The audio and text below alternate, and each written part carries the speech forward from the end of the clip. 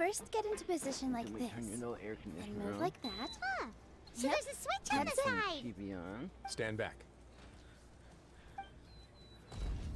No kitty. There you go, Tommy Butt. Whoa! They all just went up one by one. Go on, have a look. Relaxing days like this are nice. Let's take it easy.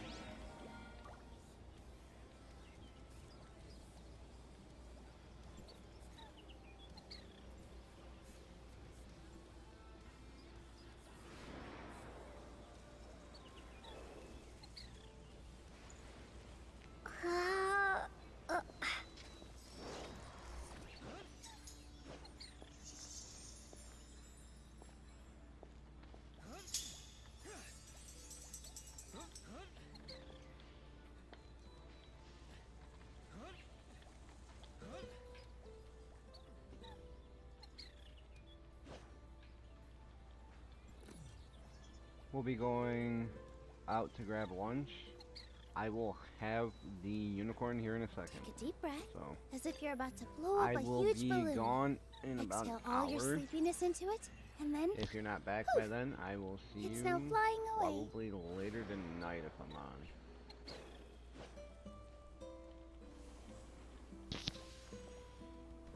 Good chance I will be.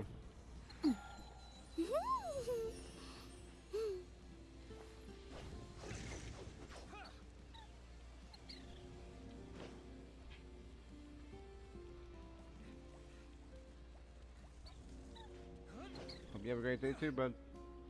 Relaxing days like this are nice. Let's take it easy.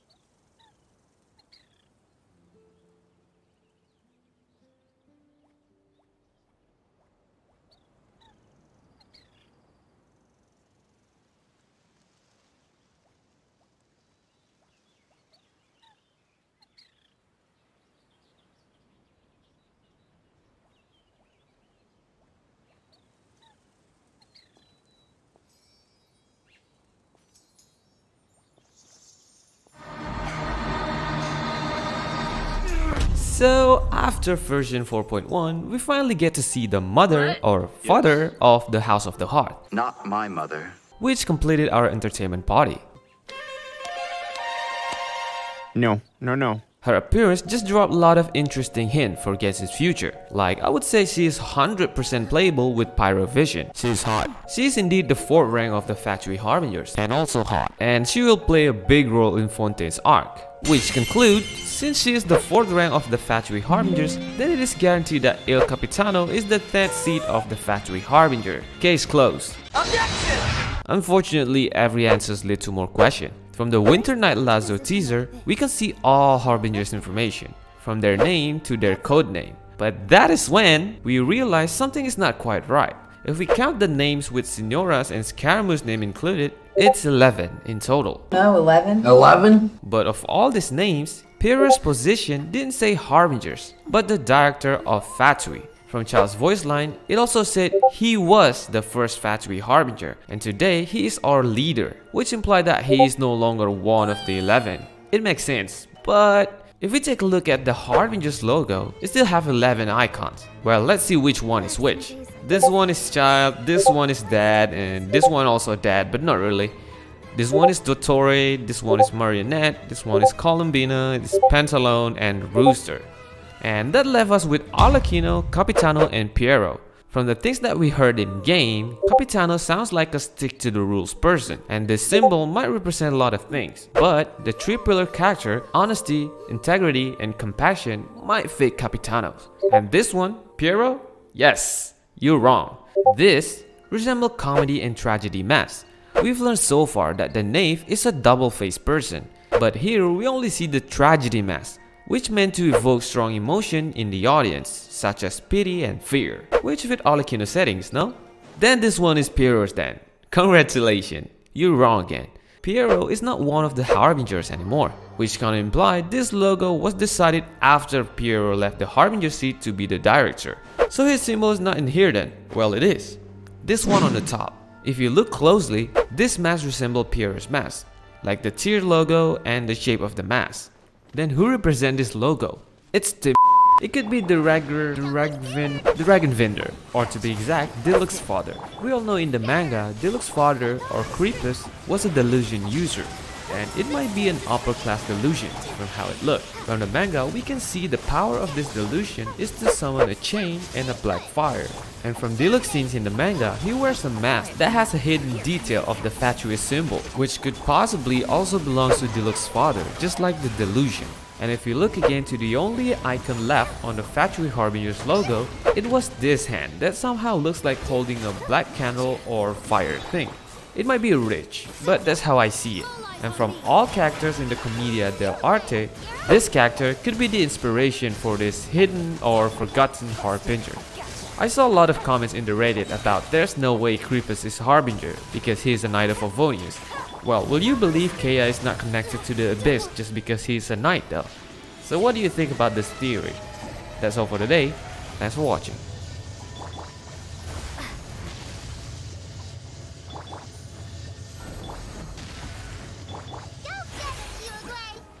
Choice on Lazada. Choice on Lazada. Any three from 99. Your choice to mix, your choice to match. What is the curse Farina is currently under? If you don't know what I'm talking about, in the 4.1 Archon quest, Arlecchino revealed some interesting bits of information regarding Farina that I'll just play right now. It's just as I guessed in the second before I struck. The Hydronosis is not currently held by the Archon.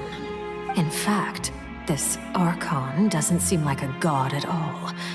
And I sense that she's under some kind of curse.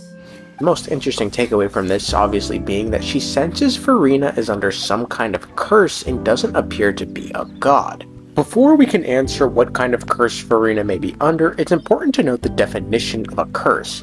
Oxford Dictionary defines a curse as a solemn utterance intended to invoke a supernatural power to inflict harm or punishment on someone or something. As such, a curse appears to be placed on someone by someone else for one reason or another. In this regard, curses in Genshin Impact are nothing new. Such examples include Celestia cursing the Conrians to turn into hilly churls, also known as the Curse of the Wilderness, and Celestia cursing Dainsleif and others to be immortal, dubbed the Curse of Immortality.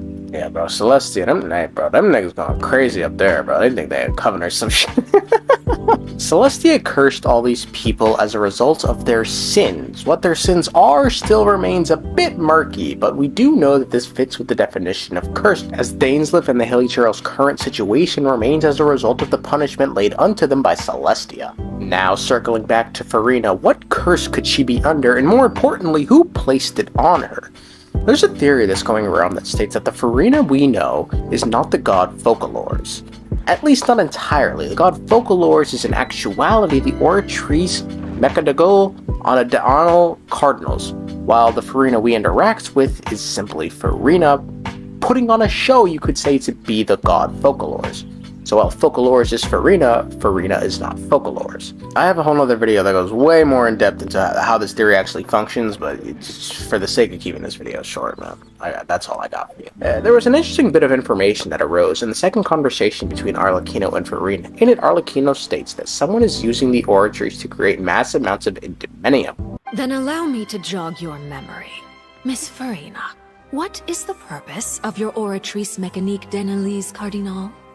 And what do you plan to do with the massive amounts of indemnitium that has accumulated over the years?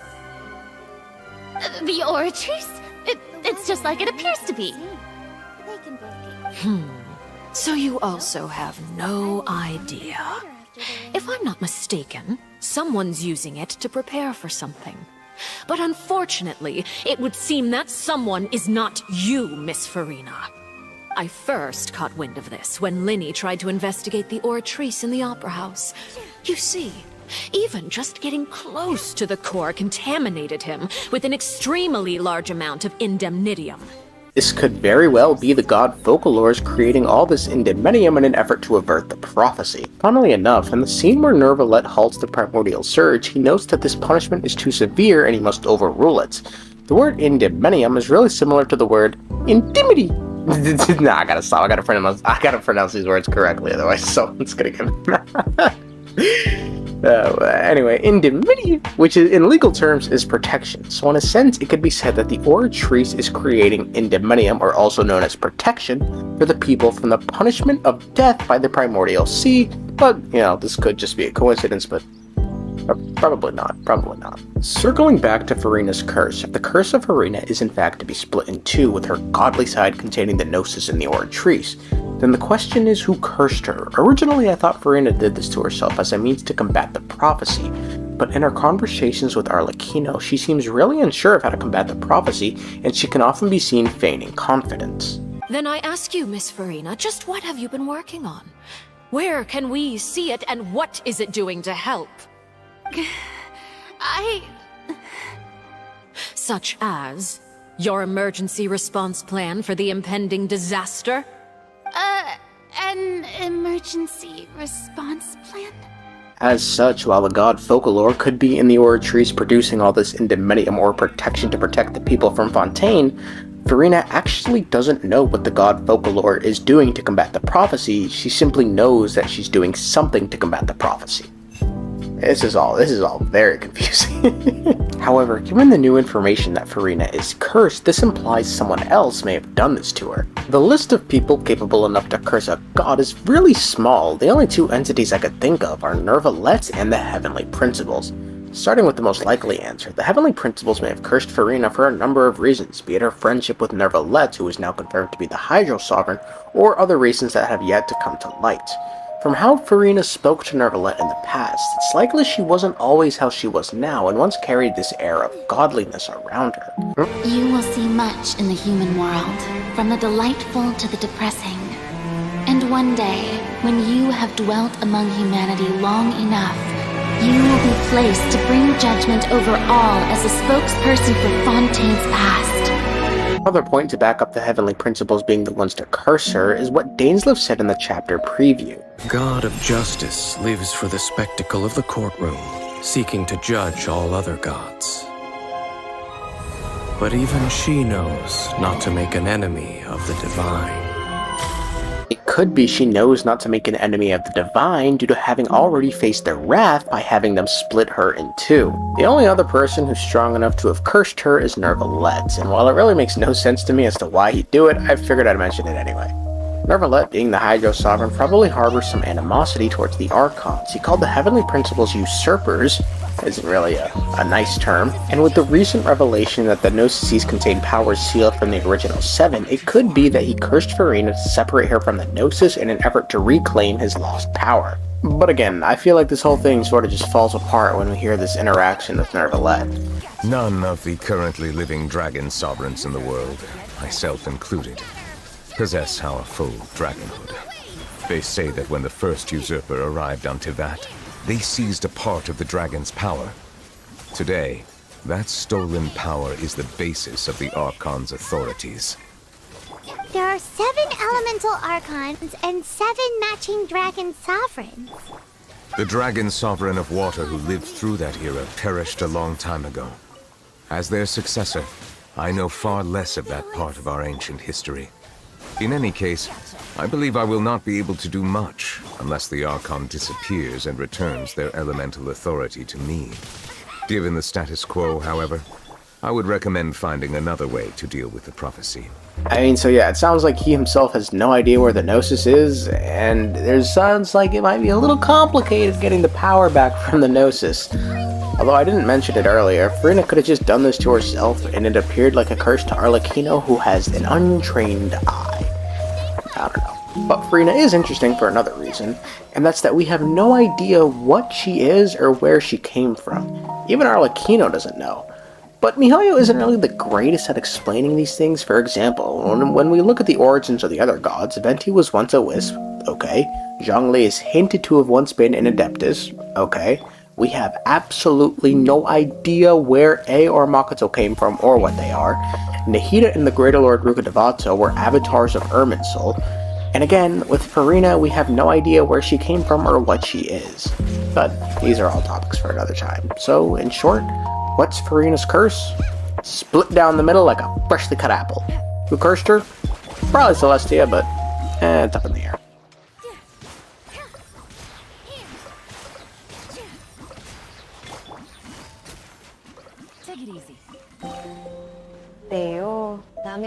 upset. Neverlet and Farina have a strange relationship for a Dragon Sovereign and an Archon. While he seems to be the one in charge, she almost feels like a mascot who doesn't have any real power apart from her title. In the 4.0 quests, it's almost like Neverlet is the older sibling or mentor, and Farina is the immature sibling or student. From what we've seen of her, she seems to be putting on a front as the Archon. Remine even remarks that he thinks she's hiding something. Okay, fine. I've seen what the Hydro Archon's like when she's sitting in the audience. In my view, she's a very charismatic speaker, but it's her silences that intrigue me more. Her eyes, they're like the darkness at the bottom of the ocean, hiding a deep secret, afraid of anyone ever getting close to her. But from what I've found, I think that the roles were once reversed, at least when Farina was her complete self. I'll explain as we go, starting with the first thing I noticed in Neverlet's trailer. The symbol on his left hand is similar to the type we get when taking the powers of the xenochromatic creatures. Then we can see in the 4.1 trailer, his right hand has a different symbol, shaped like a diamond or a Vesica Pisces. Interestingly, the Vesica Pisces, when vertical, as shown here, represents divine glory. Both times that we see him presenting the symbols on his hands, we hear the voice of Farina in the ancient past, encouraging him and seeming to take the role of a mentor. Many questions have long perplexed me. I neither know why I was born in this form, nor do I understand where my long life should take me.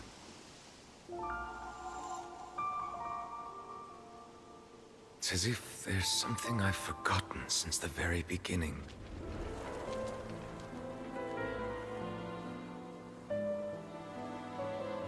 So, why don't you try to find the answer for yourself? This is in stark contrast to how their relationship is now. With this information in mind, it may be that in the past, Farina sacrificed her powers, or a part of herself, in order to help Neverlet and Fontaine as a whole. Since we gain those symbols after taking control of the xenochromatic creature's abilities, it could be that Neverlet gained new abilities as a gift from Farina in order to keep Fontaine safe. But why would she do that? It could be that she felt Neverlet had been unjustly treated in the past and deserved to represent Fontaine instead of her. We're told in Enkanomiya that the new Hydro Sovereign would be born as a human due to the terrible experiments done on the Baptismal Vishaps, making them impure. We also know the Primordial One took the world from the Sovereigns and either killed or imprisoned them in the ancient past.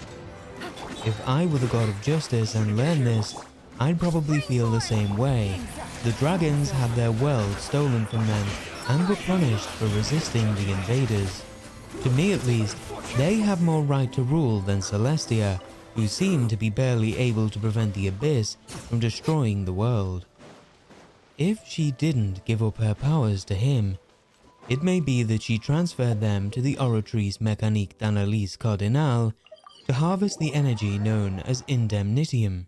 We can even see that Farina has the same teardrop gemstone on her hat as the one on the Oratrice, potentially symbolizing their close relationship other than it being a creation of hers. Indemnitium is based on the word indemnity, which is like an insurance or protection against a loss or other financial burden. So we can take it to be an energy Farina is collecting to use as a last resort to prevent the prophecy from happening.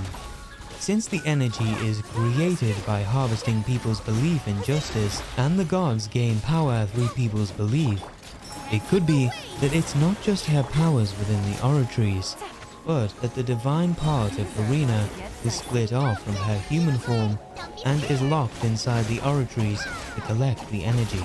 This fits with what we hear in the Fountain of Lucine after completing the 4.0 Archon quests. She seems to say,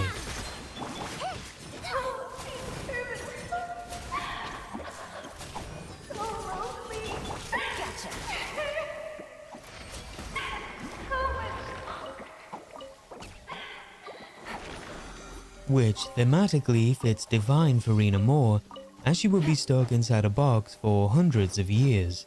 But emotionally, human Farina seems much more fragile, so it could be that she's lonely and missing the other side of herself. This lines up with the idea that Farina's eyes represent a split personality or two souls within her, and the one we meet is the weaker and more childish of the two. It would also explain why, when Nervalette is remembering Farina's words from the past, that her voice seems much more mature, and she takes the role of a mentor and guide for him. So it'd be kind of like three siblings. Divine Farina would be the older sister, taking care of the other two, and after she sealed herself within the oratories, Nervalette, as the middle sibling, would take care of human Farina, the youngest of the three. I'm not talking about literal ages, of course, but more the dynamic of their relationships. So I think that Nervalette was rescued by Farina in the ancient past, as we hear of the Hydro Sovereign being confined in the Echoes of the Deep domain, and of the later Dragon King Scylla being sealed under a tower of Remoria, especially with what Farina says in the 4.1 trailer. You will see much in the human world, from the delightful to the depressing. And one day, when you have dwelt among humanity long enough, you will be placed to bring judgment over all as a spokesperson for Fontaine's past. So she's talking to him somewhere other than the human world here, meaning that he was most likely sealed in the abyss and brought to the human world when she found him. Now I'm left with another question. Why would she rescue someone who is supposed to be her enemy? It could be that she needed him to help prevent the prophecy told by the previous Hydro Archon Egeria, as being the Sovereign of Water, surely he'd be the best choice to help prevent a flood, especially since Celestia are AFK and seem to do nothing but drop nails down every now and then. But that leads me to another question. How would she convince him to fight on the side of his enemies? Well, Urina in real-world mythology was a Roman goddess of Etruscan origin associated with spring and water. However, the name Farina means thief. I can see the Oceanids and Sovereigns viewing her as a thief after taking the title of Archon, but perhaps this goes a bit deeper, and instead of gifting powers to Nervalette, she actually stole something from him, like his memories. No way I can get a nap in this weather. This could be to get him on their side, as when we met Apep, she basically told us she'd never side with us and still harbored anger towards humanity and the gods. If Nervalette felt the same way, and Farina needed his help to prevent the prophecy, I can envision her stealing his memories via the markings on his hands as we steal the powers from the xenochromatic creatures. Without these memories of humanity and the gods wronging him, it may have allowed him to start at a more neutral stance on humanity, which slowly grew into a love for them over hundreds of years, as well as under the teachings of Divine Farina. When Nervalette is holding back what looks to be the primordial seawater, it seems that this plan is working, as I doubt anyone else other than a tiny handful of gods like Istaroth could do the same. But this may be a bit of a double-edged sword for Farina's plans, due to the god king Remus of Remoria. He took the primordial seawater from the first Hydro Sovereign and extracted a golden ichor from it, mixing it with pure waters to dissolve people and place their souls into golems of stone. I The process of severing a person's soul in this way was too painful for many to bear, and amidst their crying, howling spirits, the golden ichor lost its harmony and was dyed black, leaving only chaos and madness behind. Kind of sounding like the abyss, which is probably why the primordial seawater Neuvillette is holding back, has that classic abyssal purple color to it. If Neuvillette was the Dragon King known as Scylla, who went to war against Remus for attempting to replace all water with his golden ichor, I imagine he'd view the gods and humans as stupid and dangerous. Especially considering that Remus's governor Boethius used the golden ichor to seal Scylla beneath a tower in Remoria. With the ichor becoming corrupted and filled with chaos and madness, it likely had at least some negative effect on Scylla, potentially even leading him to madness himself. If that is the case, perhaps what Farina stole from him were only the torturous memories of his time sealed away down there, surrounded by the howling souls of Remoria. But if those memories return, he could become a threat just as great as the one in the prophecy. Anyway, that's all I've got on the relationship between Neuvillette and Farina for now.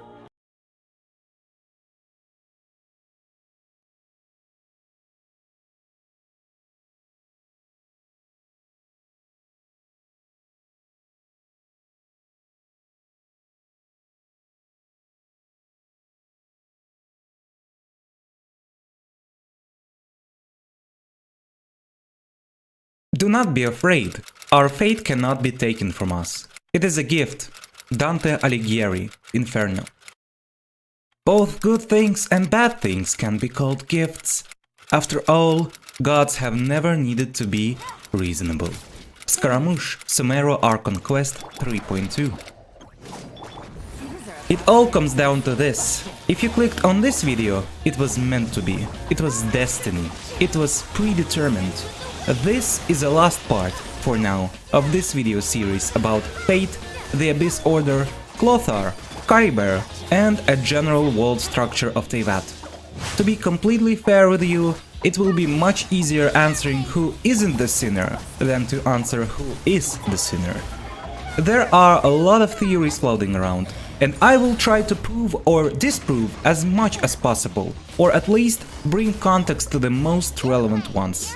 If you haven't seen previous parts, please go and watch them first, especially part 2. The information in that video is essential to understanding the context in this video. And please don't forget that at the end of the day, this is just a theory/analysis. It's not meant to be extremely serious and 100% true. Everything that I will say in this video is not indicative of the final product. Really quick before we begin. I recently created a Ko-fi account, so if you like what I do and want to support me further, you will be able to do so by clicking the link in the description or in the head of the channel. You can also support me without spending a single dollar by subscribing to the channel, liking and sharing this video to your friends to spread it. Any help is appreciated. Thank you all. Mwah. With that out of the way, let's begin. To start, we will need some context of the timeline of Teyvat. So, let's go back to the very beginning. Back before the humans existed, before the gods, before everything. There was no silver moons and no golden sun. The world was engulfed in chaos, not ruled by rules of heaven. The land is filled with wishaps, dragon-like entities that freely roam the land with no humans in sight. They are ruled by the 7 dragon sovereigns, supreme beings representing their respective elements: fire, water, air, etc. And everything was like that for a very long time. But at some point, an egg appeared, and from this egg, the primordial one was birthed. Androgynous in nature, they had wings and a crown, but for the world to be created, the eggshell had to be broken. However, Phanes, the primordial one, used the eggshell to separate the universe and the microcosm of the world. And upon entering this world, they created their very first beings, the 4 shining shades. With the power over time and space, life and death, they fought in a great war with the 7 dragon sovereigns for 40 summers and 40 winters. At this point, the dragon sovereigns surrendered to the rule of heaven, but some of the dragons refused to surrender fully and fled to the darkest corners of the world. But they were not pursued. Instead, Primordial One and one of the Shades began to reshape the world anew, separating the skies from the oceans and the land, creating life itself, plants, trees, animals, and finally, humans. The people of this world lived in harmony with their god for a very long time, quite literally a paradise. But everything has an end. The second invader, equal to the Primordial One in power, came to this new world, coveting the throne of heavens. The great battle began once again, and while the land was crumbling, people fled to the safest and darkest holes in the earth. But they were sealed off. Not knowing how the fight went, they just became trapped and continued to live their lives, and they called it Enconomia. That was a brief retelling of the book Before Sun and Moon, which most of you are already familiar with, or at least I hope so, but if you weren't, you're welcome. This book is the single greatest lore bomb and retelling of the prehistory of Teyvat. And now, let's get to the main topic of this video, the Sinner. Okay, let's start by reviewing possible candidates in the role of the Sinner in no particular order. We have King Deshret, also known as the Scarlet King, King Ermin, the last king of Conria, Rhine-Daughter / Gold, the Great Sinner and the creator of Albedo, and last but certainly not the least, because he is the second Hurricane, also known as the second throne of Celestia. Okay, let's remove Gold out of the equation. We already heard her voice in the latest Windbloom Festival, and it's nothing like the Sinner's voice.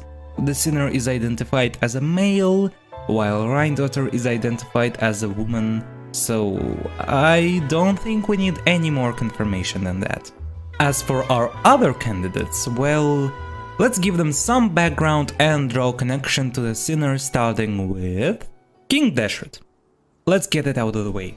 Due to some revelations in the new Nahida's story quest, I'm now pretty sure that the Sinner is not King Deshret.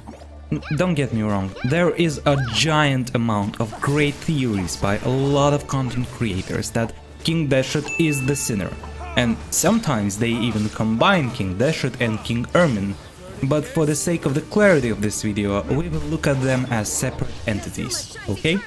Okay, to start, King Deshret actively plotted against the heavens, and also got the Goddess of Flowers to help him with his endeavor.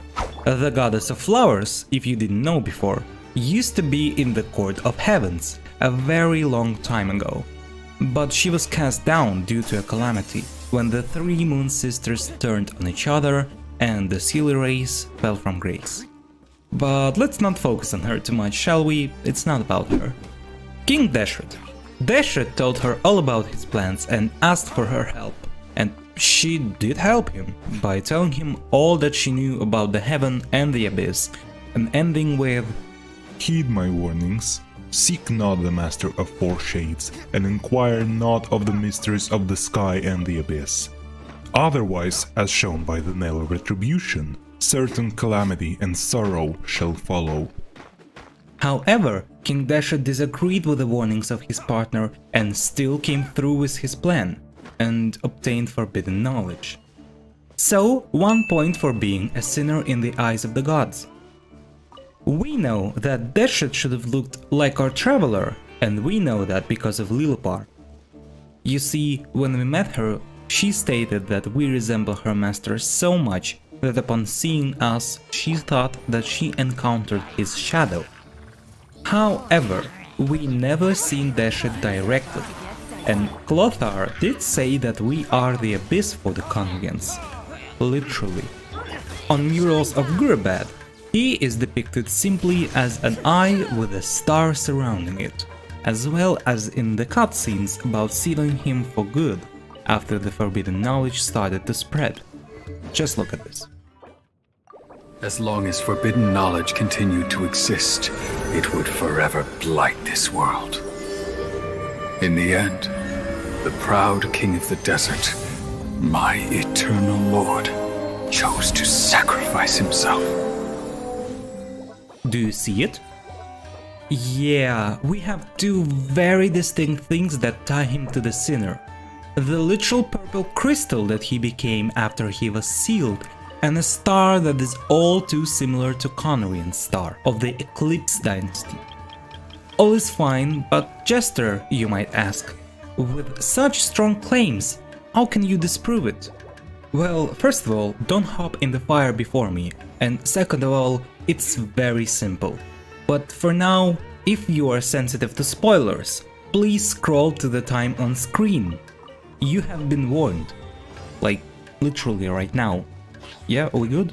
Okay, let's go.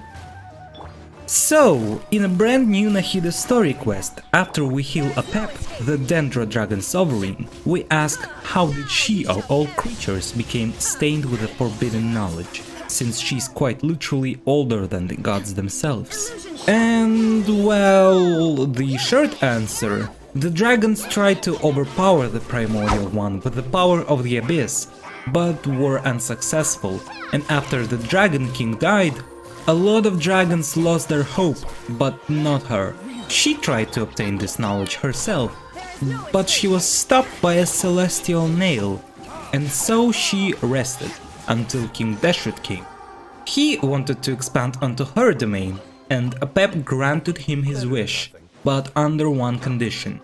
Basically, after his death, she will eat him alongside with his memories, knowledge, and elemental energy.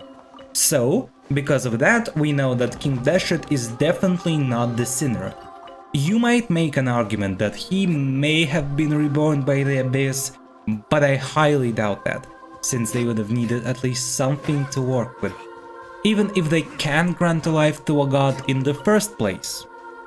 And as we know from Hu Tao and Raiden Shogun story quest, when something dies, it comes back to the ley lines in the form of energy, back to Irminsul. But first of all, Rohadevata made sure to not let him stain the Irminsul even further, and sealed him off before his death. And after that, Apep ate him. Since Apep is older than the Primordial One and all of the gods, I propose that she is much older than Irminsul itself. Remember, before the Primordial One there was nothing but dragons. No fish, no animals, and no flora, including trees, including Irminsul. So, when Apep ate him, all of the memories and elemental energy went directly to her, not into the ley lines. Deshret is dead for good. There's absolutely no way of him coming back. Right? Candidate number 2, King Ermin. If you don't read the lore in Genshin, which, let's be real, a lot of people don't do, then you probably haven't heard about this entity. So, let's start by stating the facts. He is the last king of Conria under the Eclipse dynasty, the last dynasty of Conria before the Cataclysm. The lore that could be found in the Hidden Strife event states that Ermin's strength failed at some point, which is assumed by many that he lost it. Besides this piece of information, we only have ties to the king, not necessarily directly stating his name, but the implied identity is quite clear. For example, the name Ermin is quite literally a part of the Irminsul, which is, as we know, hello, the most important tree in the world, holding all memories and energy. Yes, very important.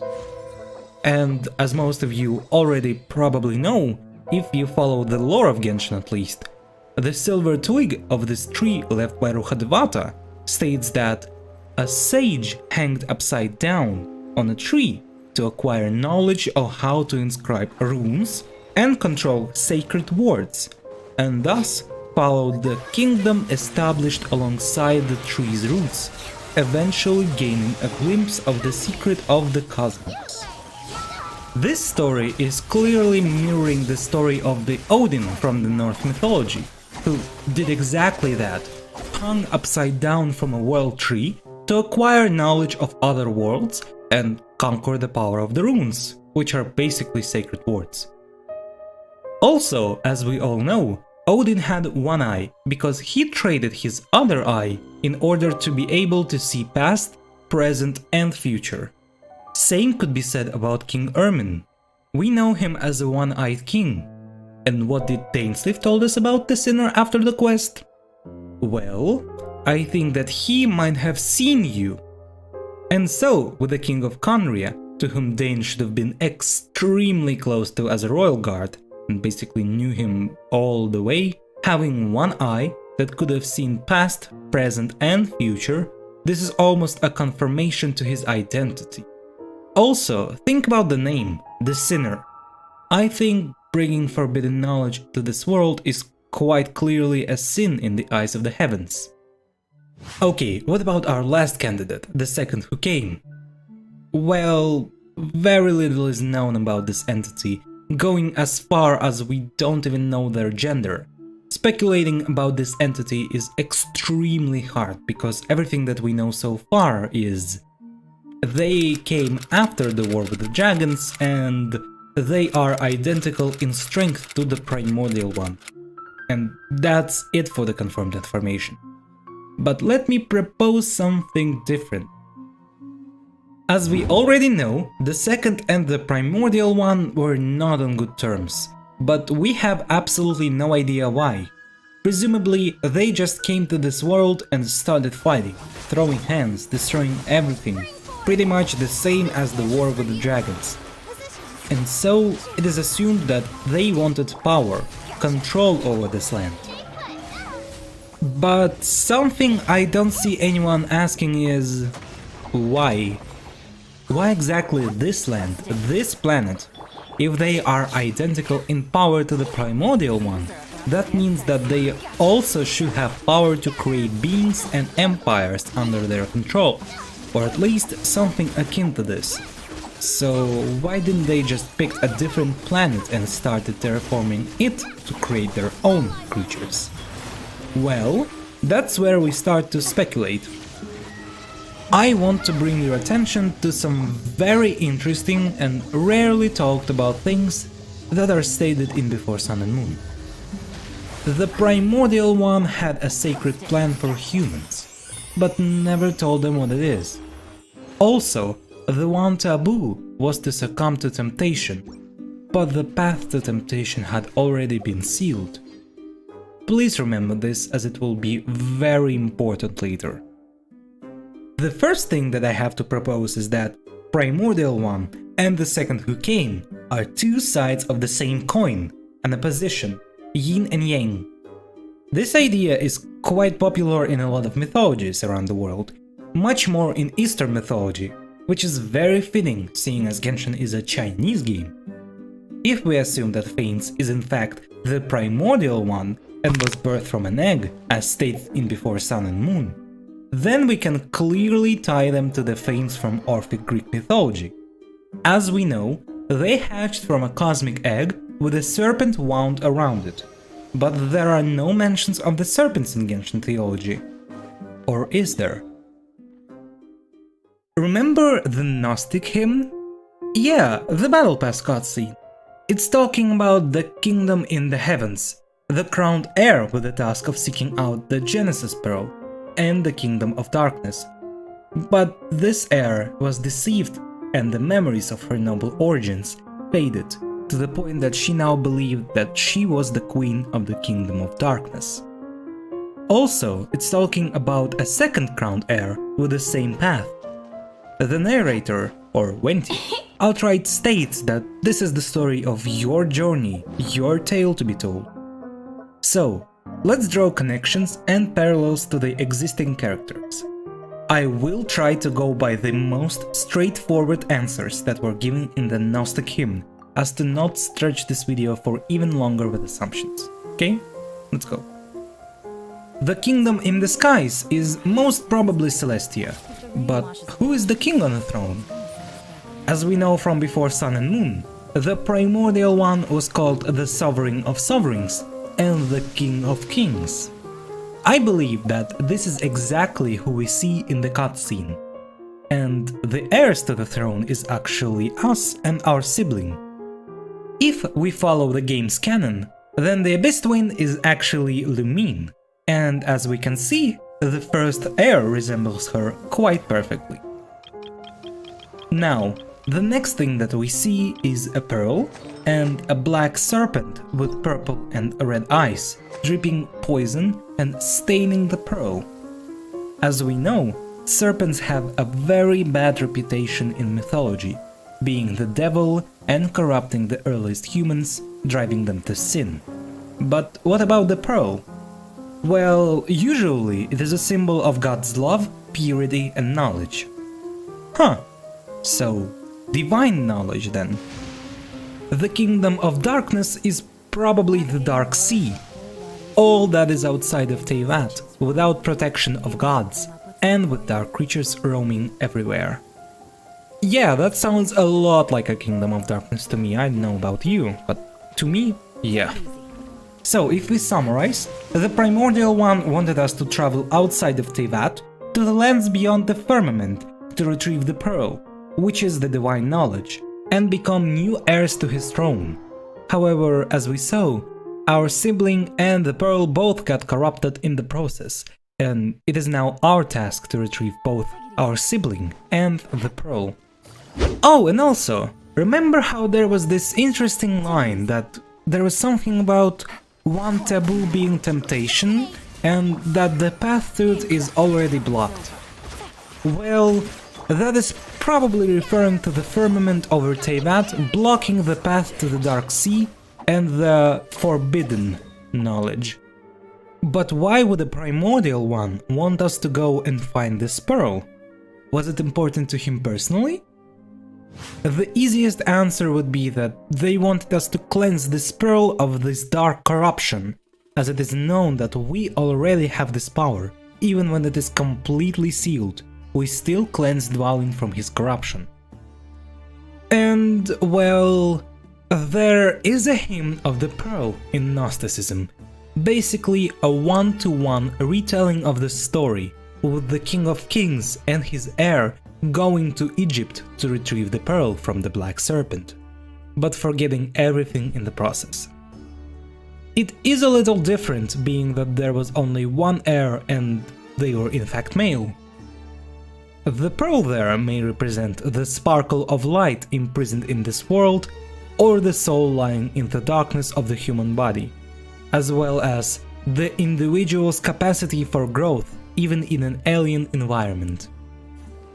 Basically, what I'm seeing here is that the Primordial One wanted to test his heirs to see if they're able to find their own change, growth, become something more than they are right now, and being able to resist temptation of the serpent and his forbidden knowledge. And we do know that our traveler is immensely resistant to this forbidden knowledge, as Nahida's outright stated in her latest quest. Also, an interesting moment that I found is that we see the Gnostic chorus every 40 days. It always rubbed me the wrong way that Battle Pass is always exactly 40 days long, since, well, nothing in Genshin correlates with it. Not the banners, not the length of one version, not the Abyss cycle, nothing. Well, it just so happens that 40 is a very special number in religion. In Judaism and Christianity, which, mind you, are the two parent religions of Gnosticism, the number 40 means a very long and very important time period. Examples are plenty. Rain fell for 40 days and 40 nights during the flood.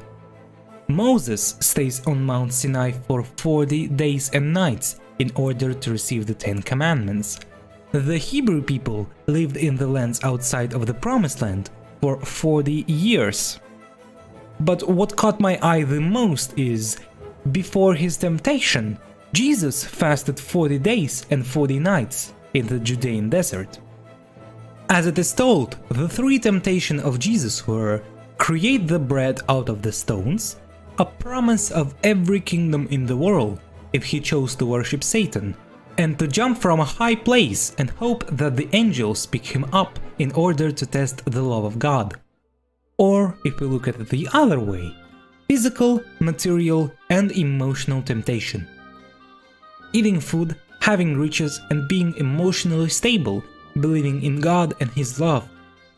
You know what? It sounds extremely familiar to a certain line in the book Before Sun and Moon. If there was hunger, the heavens would bring down food and rain. If there was poverty, the earth would bring forth its riches. If melancholy were to spread, the heavens would reply with their voices.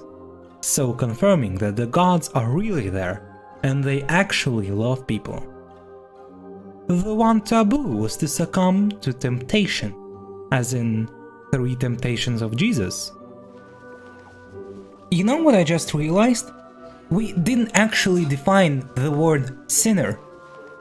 By definition, a sinner is someone who transgresses against divine law by committing an immoral act. So, now we know that the sinner Crystal succumbed to temptation and thus was pronounced a sinner. But even without knowing what exactly this temptation is, how was he able to succumb to it in the first place, if the path to it was sealed since even before the second who came, well, came? In the new quest, Quarina of Good and Evil, we got a very interesting lore bit. An NPC named Nasejuna literally told us that long ago, Conriat once built a facility in the desert near Tunigi Hollow that connected them to the realms beyond.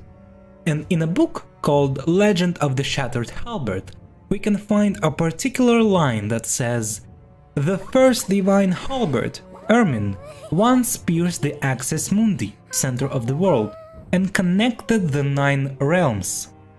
I mean, yeah, we have only 3 realms in Genshin, but it's not as important.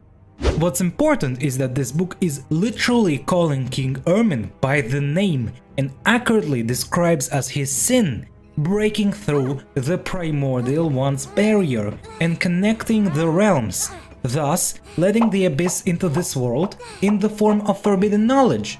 But if you think that the sinner is the biggest threat that we have in this game, then oh boy, you are so wrong. Let's go for a brief detour, shall we? Let's get back to the Gnostic hymn, to a specific entity, the Black Serpent. I find it hard to believe that a crystal entity that is the sinner is the same that this serpent, simply because, well, how can they correlate crystals and snakes? And so, I propose another entity, Ananke. Ananke is mother of Fanes in the Orphic mythos, the embodiment of fate, necessity, and inevitability. She had a serpent form and a brother, Kronos, time itself. And while they were in the process of making this egg, they tied around the universe. And you know, there is a very prominent serpent in mythology, especially in Gnosticism and alchemy, that is tied around the world. It's Ouroboros. The Ouroboros in alchemy is usually depicted as black and white, representing a Gnostic duality of existence, analogous to the Taoist yin and yang. Also, Ouroboros is linked to another very important serpent of the world, the Jormungandr. In Norse mythology, a giant serpent that resided at the roots of the World Tree, never to be moved from there, or the world will collapse. Which is very fitting, seeing as Conria and King Ermin are based on Norse mythology.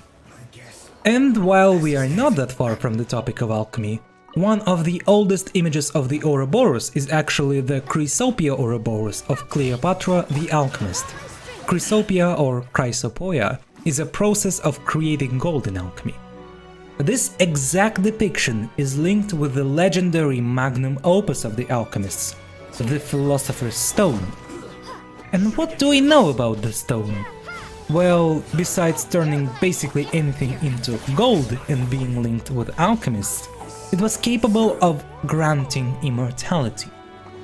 Okay, let me get to the point, but please note that this is complete crack at this point and I am not responsible for any of this. The voices made me do it. So, I propose that Gold, the great sinner and alchemist of Conria, was looking to create the Philosopher's Stone for some reason. Maybe it was an order from King Ermin in order to, well, maybe overthrow the gods, seen as they were a godless nation. The reason why is not as important right now. And so, Rheindotter tried to create the Philosopher's Stone.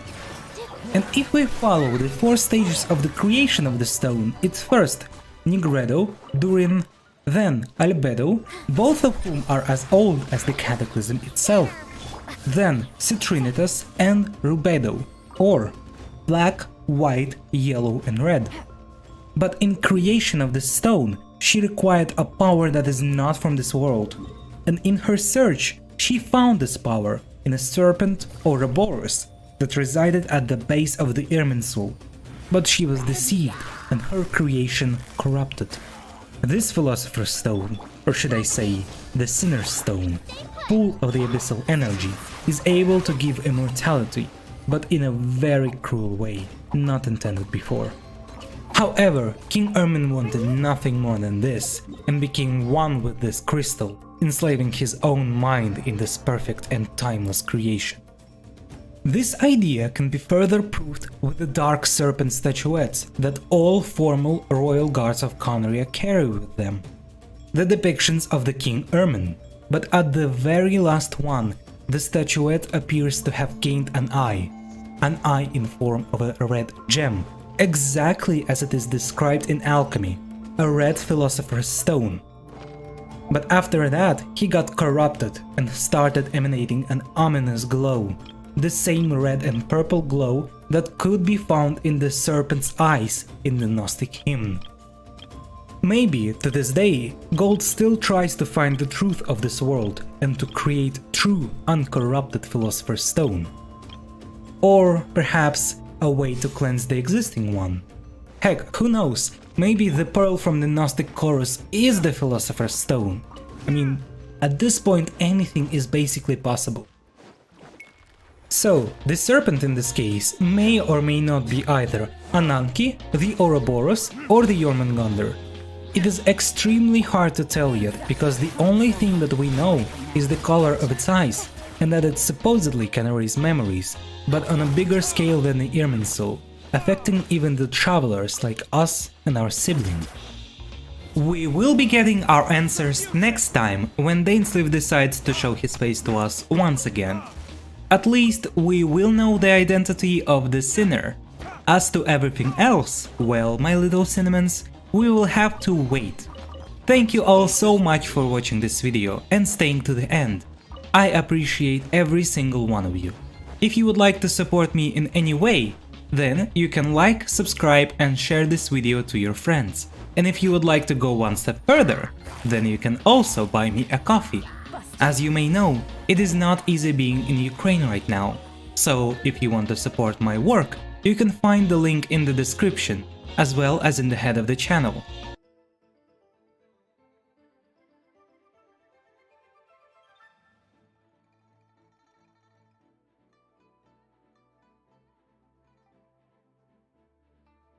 Season 2 is a trap. It's hog, baby. This is basically just what I expected to see from Blizzard. Well, maybe except for the Diablo 4 is going on Steam announcement that they have, but this is just about what I was surprised by the Diablo 4 on Steam as well. I thought it was only going to be Overwatch. Expected to see a bunch of bug fixes, quality of life, and broken feature fixes in the guise of seasonal content. Yeah. With a mediocre seasonal theme and powers and all that. Yeah, sure. It's a trap. The reason I say it's a trap, and I get the same feeling. This is exactly what happened in Diablo 3. This is live service in a nutshell. This is really more like live game development is what we're seeing. Yeah, I really agree with that language, because like live service would imply that they're like, you service a car, right? And you service a car whenever the car breaks down. And in order for a car to break down, the car has to be working and finished in the first place, right? This is live game development. This is like your car has 2 wheels and they finally introduced a patch where they can put 3 on. And whenever they have 4 wheels, bro, it's going to be a completely different world. They're fixing little tiny bits. Yeah, live game development. And we keep going back. All this is a trap to get you to come back. It is. For monthly active users. That's literally... If they trap me and I like being in the trap, it's okay, though. It's okay if I get trapped as long as I'm having fun. All this is. Yeah, there's going to be some minor fixes, and they made the horse go a little bit better, but if you push all that aside, okay, it's just little minor things. If you push all that aside, what has really changed in the game? Besides Duriel, which is a recycled asset, which is totally fine, you know, besides a couple other things that they showed us in the PowerPoint presentation. Other recycled assets. Is it really going to hold your interest that long? Because here's the elephant in the room with the... Well, I don't think it will, and I think that Blizzard knows that. That's why they made the leveling to 60 or 100 40% faster. I think that they know that the game is losing people's attention too fast, and they don't really know what to do about that yet, because like Blizzard's in a very weird position with Diablo 4, because they have an audience of people that are very serious about playing the game, and then they also have an audience of people that don't know what a season is. So it's like Blizzard's trying to please two like diametrically opposed audiences of people that are like the complete opposite. Vampiric powers. They're what they call them, agnostic, which means everybody uses the same thing. Yeah. Which means there's gonna be a meta, and guess how boring that's gonna turn into real quick. That's gonna be a boar festival, right? As long as the meta is like not just 1 or 2 of them, like for example, if you have like 12 powers and 5 of them are really good for endgame, then it's okay. But the problem is like whenever it's only 1 that's good for endgame. That's what sucks. So, adding a streamer mode for the 193 channels that stream this, and you know, adding an extra stash instead of a stash tab, and making gems and material. Like, you notice how ridiculous they go out of their way to do things and make it overcomplicated? We didn't care about having a damn gems go to materials, and then it makes this thing like that's just another way for us to spend more money in the game. Well, to be fair, I actually think that people did want the gems to be in inventory. Like, people did want that. That actually is a thing that players did want. They asked for that a lot. Now, it's become less of an issue because, like, we've seen kind of, like, the whole context of, like, what the game is. But the gem tab was a very, very requested thing, even inside of the beta for the game. Well, gold we're talking about, not real money, gold. But I just want a tab. I just want a gem tab. All they do is put a gem tab. They can't do that because the code's so fucked. But so that's why we got another, what'd they say, another stash in every major capital. So what does that mean? 2 extra stashes? So what I want... No, that's just... No. That's literally just for the increased, like, usage. Like, I don't think we're getting a new stash entirely. It's not like it's like a Rust, for example. Like, each box has different stuff in it. But yeah, it's just different locations. What I wanted to see was changes to the game, right? Because if you don't play season, then none of this matters. And I know a lot of y'all are going to say, well, who doesn't play season? Well, there's a lot of people that don't play season. To be fair, actually, I will say in Blizzard's defense with this, Blizzard actually did add a, they're adding this new stuff, like the Duriel stuff, they're adding it into the base game, into the Eternal Realm. They explicitly said that in the video, which was good. I'm very glad about that. I think that's just it's an improvement. I cruise around still, and I check Facebook, and I check the forums and stuff, and there's people that just don't care to play these lame-o seasons. No. But there's nothing to add besides a couple bosses that you're going to get bored with, just like y'all got bored of the world bosses. There was no new world bosses. I do think that, like, the reason why the bosses like Duriel and like that beast of the ice or something like that, and like the vampire guy, the reason why I think, and Varshan, I think why they're gonna last longer is because they have specific drops, whereas like world bosses don't drop anything that has any value, and you can't farm world bosses. They're completely you know, like not random spawn, but like they're inconvenient spawn for a lot of people. Like they just don't Like, there's nothing special about killing a world boss in the same way that there's something special about killing one of these other bosses. Because that's one of the reasons why, like, PoE is great, is that, like, if you want a Watcher's Eye, you've got to go kill Elder. If you want the Savior sword, you've got to go kill Cirrus. If you want a elevated Sextant thing, or elevated Influence thing, I think you have to do Maven. You know, you want to get Ashes to Dust, you've got to go do Searing Exarch. So, like, each of these bosses has value because there's something that they drop that provides value. Does that make sense? So, if you have a new boss that you add into the game that drops something unique and special, and farming that boss isn't completely out of the way and annoying, but, like, you'll just kind of get it passively the way you do with a lot of PoE bosses, and also I think this is the way it's going to work with Diablo 4 as well, then I think people will be okay with it. And I think that it will actually add more content for them to do. Yeah, they reduce some timers and stuff. That's just number adjustments. I think really what it is I'm really sick of the basic skill, like the generator spender combo. Why couldn't we got some new skills? Why couldn't we have gotten reworked items or sets? I agree with him on this, is that I think that the way that the basic skills, like, I don't think they're going to add in new basic skills realistically, but what they should do is they should make uniques that, like, they ascend your basic skills. Like, they make your basic skill like a really, really powerful core skill, or a really, really powerful, like, you know, class specific skill. Right? That would be really cool. Because, like, and like, that unique you could get from, like, an in-game boss or something like that. Because, yeah, I think, augments, right? Like, awaken the skill. Yeah, awakening of the skill. I think that sounds the coolest, right? Of, like, how I would imagine it in my head. Because, like, imagine if you use, like, you know, like that druid one where, like, you hit him with a staff and it hits, like, 2 different targets? What if you could get an awakening for that, and it was, like, a massive slam, and it would chain between everything? And it would just look really cool, right? But, like, in order to get that, you'd have to do, like, really hard content.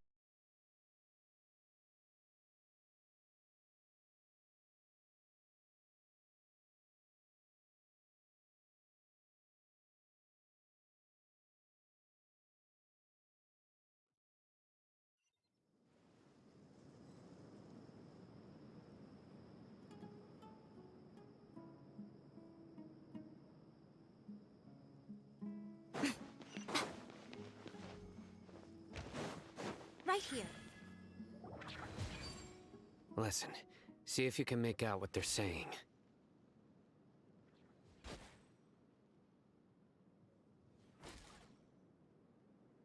Have you heard? Yes, of course I have. King Deshret is the one and only true ruler of this land. I've never believed in any other gods. Still, you say he's coming back, but it sure doesn't feel like life's about to change around here anytime soon. What's your proof? Haven't you noticed? The village has been getting more deranged scholars than ever. Delavar was saying that many people also went insane just before the fall of King Deshret's civilization in ancient times.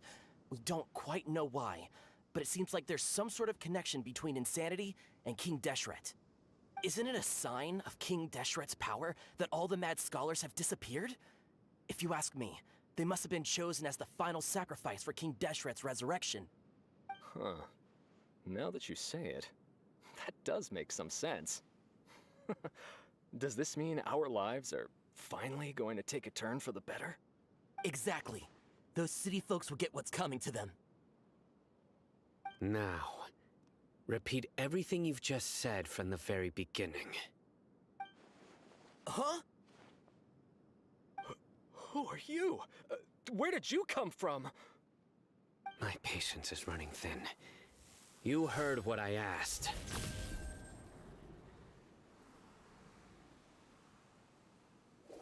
Yeah, bro, this guy's something else. Just look at his eyes. One wrong move, and he's gonna flay us alive. Let's not get on his bad side, okay? I am no match for this guy. Oh, okay, good sir. What is it you would like to know? Tell me about King Deshret's resurrection. Well, I only know a few things from hearsay. I went for a drink the other day and heard others talking about a rumor that the madmen will disappear and that King Deshret will return to this land. I'm not making this up, I swear! Hey, go on. Keep talking. It's true. It's all true, sir. We desert folk have had more than enough of those people at the academia. They keep sending us all their mad scholars and won't let us have a good life. Would you want to live like this if you were in our place? The radicals were even more thrilled than me when they heard the news. We're all praying for King Deshret's speedy return. Delavar also said that once King Deshret returns to our side, it's only a matter of time before we conquer the land on the other side of the wall. They're all willing to serve under King Deshret and fight for a share of the glory. Is that so? Seems like he still wants to know more. Keep talking. Got it. At first, I told myself it was just the drink talking, but then all the mad scholars vanished without a trace, just as the rumors said. Please don't beat me up just for mentioning these rumors. If I'm guilty, then everyone else around here is also guilty. I'm just saying what the others said. The people here really like King Deshret, but dislike the Dendro Archon.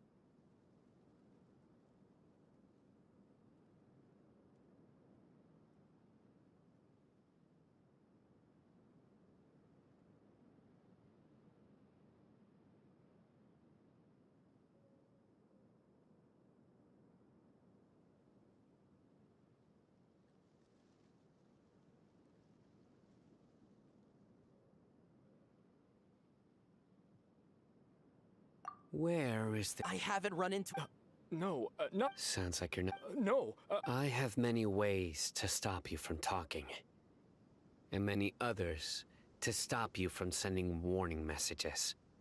So you'd best just stay home and hope I don't hear of you trying to contact anybody. Don't do anything until I've gotten to the bottom of this.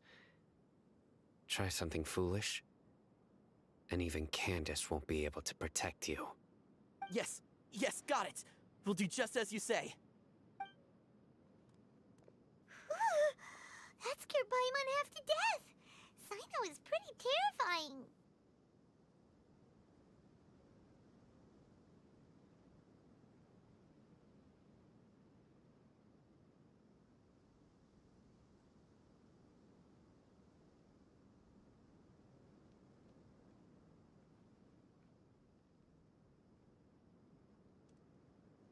He didn't try to reassure us at all. I heard that. Sorry. It's part of being a mod. The rumor we heard just now seemed very well. Isaac! I'm here. Where's your grandpa's house? Well, I can take you.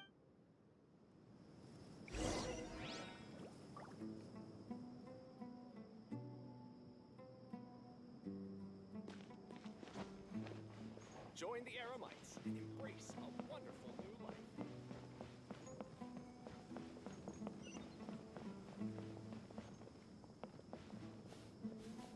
Grandpa? Oh, he likes to be alone. Sometimes he stares at the sky in a daze, and other times he just pokes at the ground with his fingers. Every now and then, he yells out at the top of his lungs, so a lot of people are really scared of him. But he's a good person, really. I know he is. I swear, he's just like my real grandpa.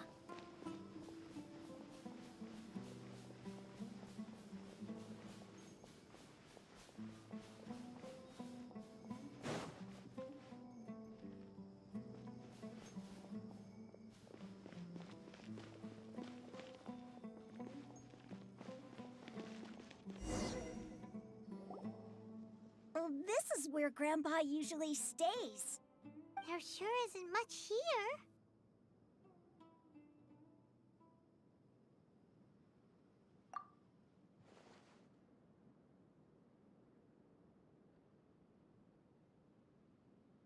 No. Incense? Please don't say it's the same one as before.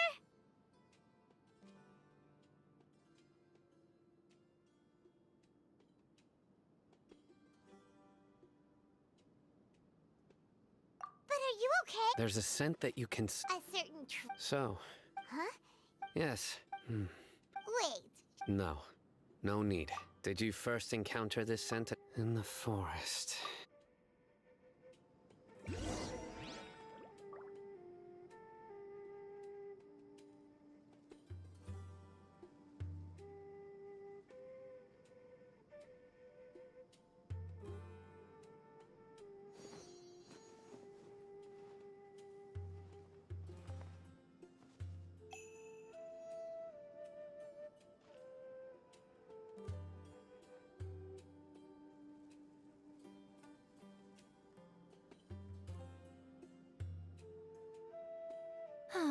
Traveling to other worlds is all that anyone seems to be writing about these days. Goodness knows what they find so disappointing about their own world.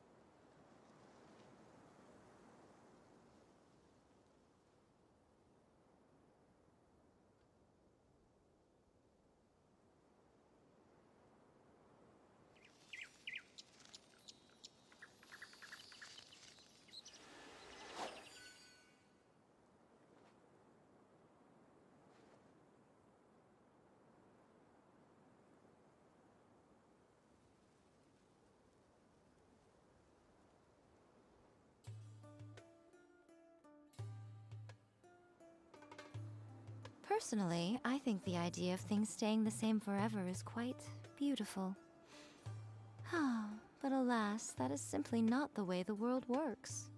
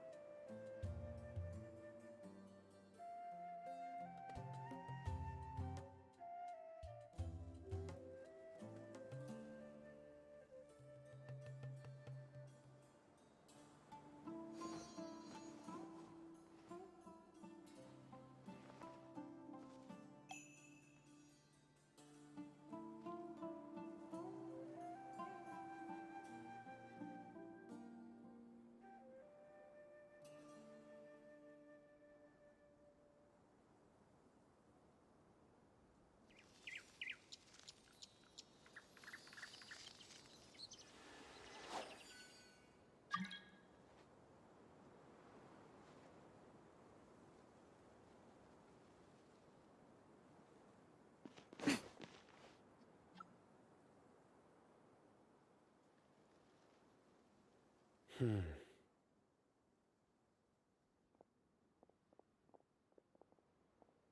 What are you looking for, Sino? Here it is. Take a look right here. Paimon doesn't see anything.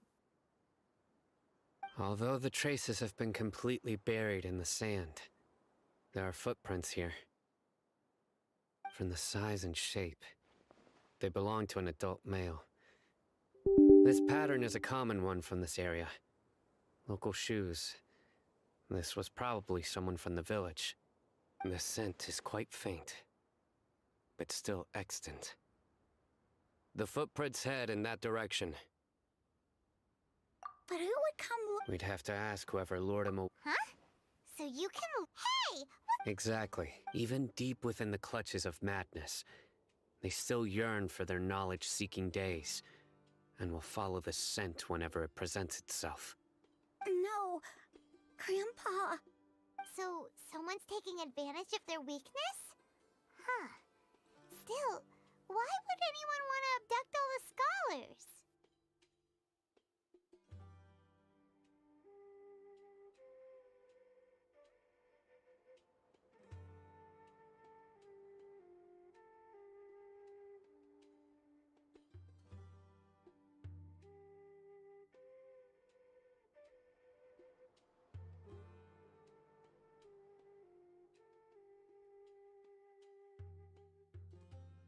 Are the rumors really true? Could the disappear? It's highly... Please, you have to save my grandpa. Sounds like we'd better. Let's head to our...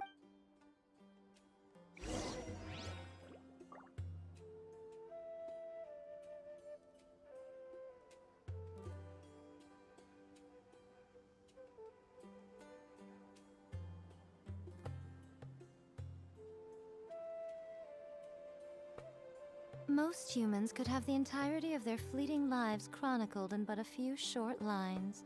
Their stories really make for terribly dull reading.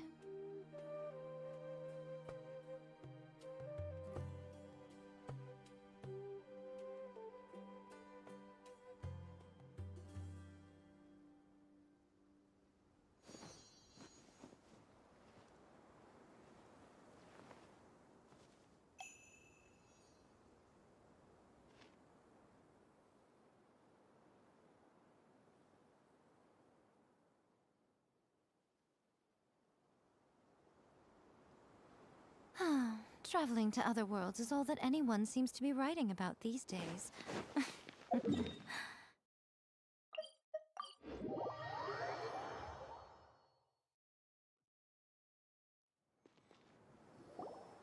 Right.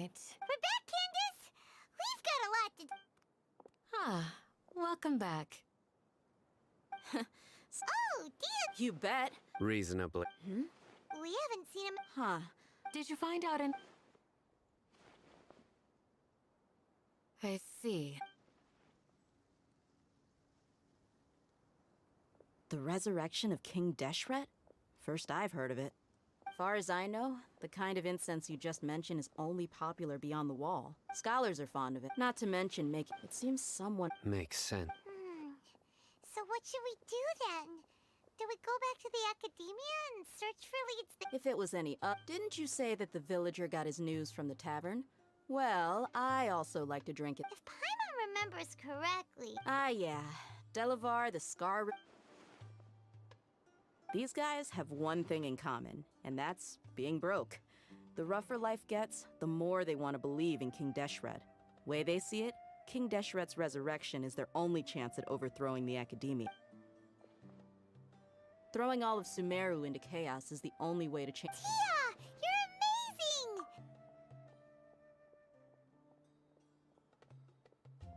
amazing! No merc. Let's head out. Now hold on. Aru Village is not a big place. Outsider, the desert is compared to you, mercs like me are just third-rate amateurs. I've got no action. I need to go around and... Good. Then we've got a plan. The Traveler and Paimon will go to Caravan Reba. Alright! Sounds like a plan!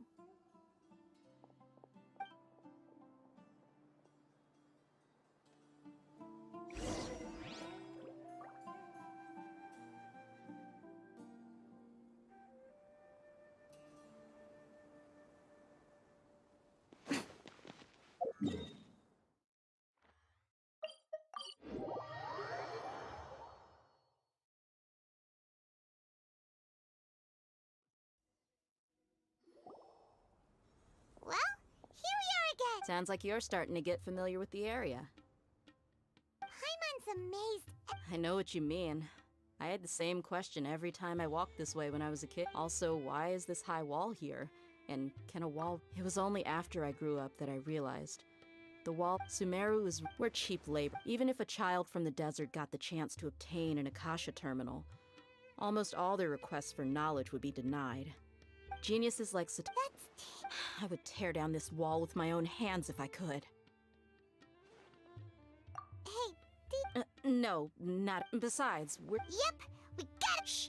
Caravan Rebot is crawling with people, so be careful. Our mission started the moment we arrived. Let's go check out the tavern.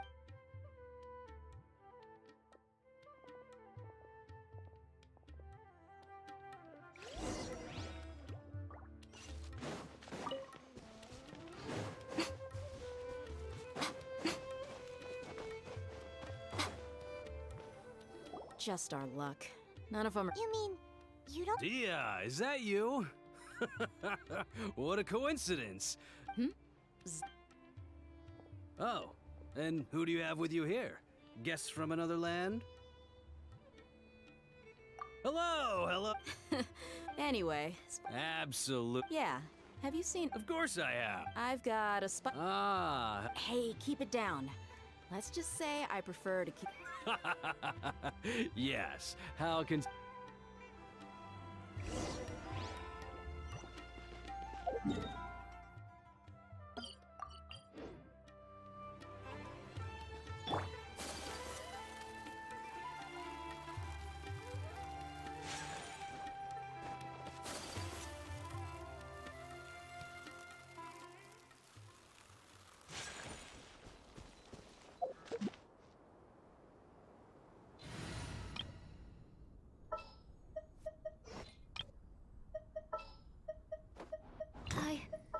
I can do it.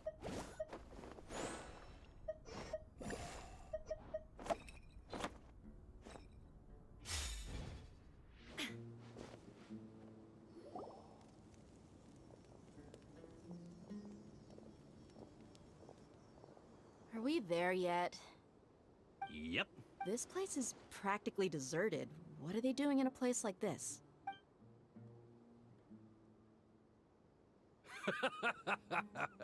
Why don't you take a guess? Go on. A wild stab in the dark. Oh no! It's an ambush! What's this all about, Zaki? Come on, Dia. Not only do I... So, you... Uh-oh. So you and Della... But you got one thing. If that's the case, then I'll be honest with you. If it weren't for what you said in the... Delavar. And Enger. You're here too, huh? Long time now. Dia. Yeah. See? There... You're not wrong. Enough talking! Get him! Just as I expected.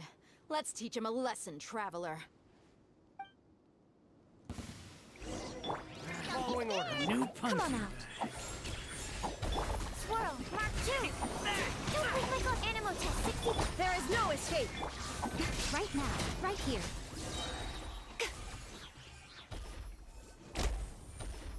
Impossible! So, what do you think about your meticulous network now? I'm guessing you're in... And of course you would... Even though you... That so-called... That's what you thought.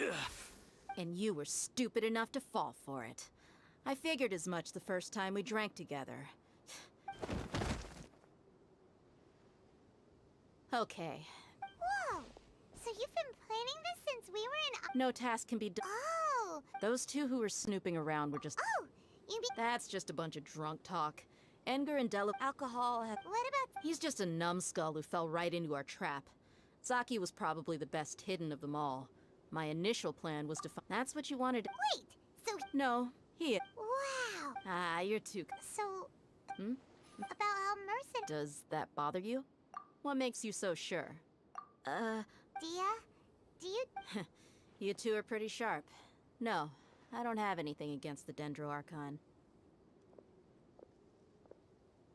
I've heard a lot of nice things about the Lesser Lord from Dunyarzad. I can understand her devotion and gratitude. Dunyarzad's just an ordinary person. There's no way a god would be so involved in the lives of everyday people, unless they were truly compassionate. I've begun to realize that the sages are behind everything that's happened recently. The radicals' blind belief in King Deshret, making the Dendro Archon out to be an enemy. It's all the academia's trickery. But I see through it all. And unlike them, I can never be hostile towards anyone who's never done anything wrong. Dia... Anyway, looks like we're done with business here. Traveler, lend me a hand. Let's tie him up and bring him to the village.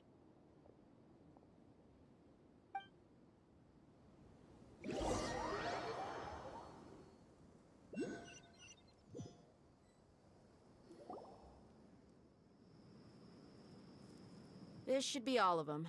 I'll let you take it from... All right. Candace? Candace will be okay. She's been guarding Aru village for While I'm quite... I'll meet you back here tomorrow morning, Traveler. As for these...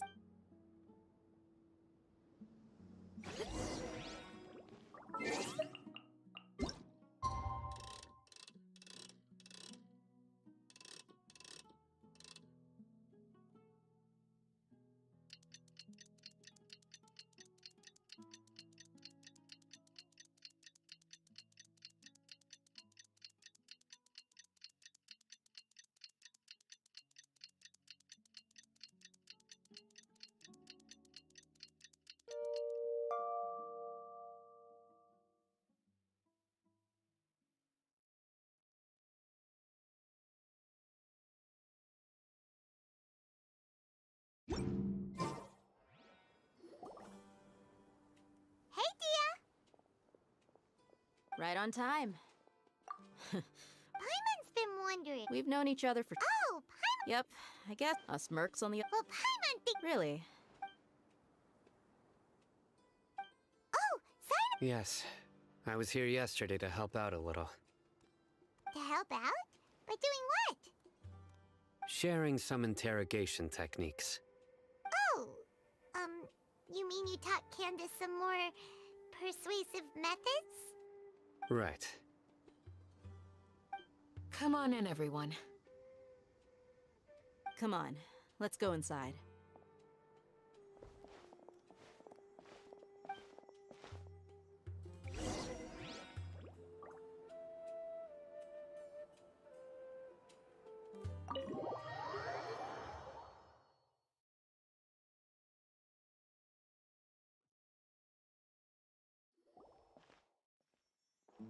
Candace, whoa, you look furious. Do I?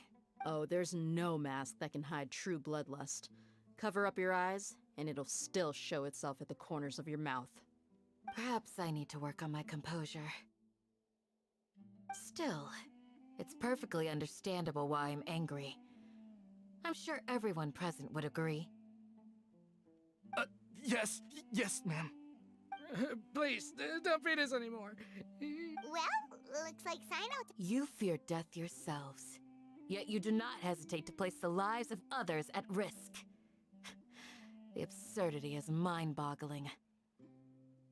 The ones you call mad scholars are known to us as the Village Keepers. They are vital members of our community, and some even count them as family. You come here, to my village, and you treat my people as nothing more than stepping stones towards your goal.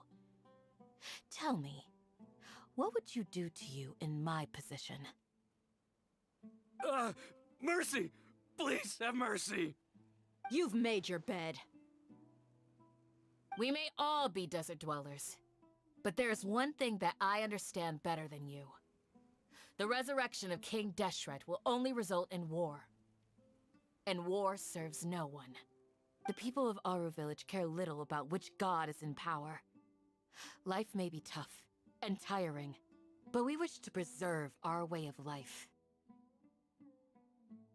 A war would only cause us to lose. I'll tell you everything. I'm listening. You might not believe this, but it wasn't us who came up with this idea. Someone was spreading rumors in the tavern. That's how we ended up hearing about King Deshret's resurrection. Some mystery man told us that mad scholars will make the perfect sacrifice to usher in King Deshret's resurrection. They give their lives, and we can get anything we wish for. They're called Village Keepers. Slip up again, and you'll regret it. Yes, sorry. It was all that mystery man's doing. He told us to spread the word about King Deshret's resurrection and talked us into helping him. In return, he said he'll help facilitate the resurrection process. I'm not sure. That's one. Huh? One what? Strike. You get a total of 3. Then, you die by my hand. Wait, I'm telling the truth. We don't know anything. It was all him. 2. He got us to lure them out of their houses in the night with some kind of incense. We take them to a junction outside the village. Then the mystery guy takes them from there. You gotta believe me, please. I'm telling the truth, I swear. Just ask them if you don't believe me. That was indeed the truth. Traveler, go on.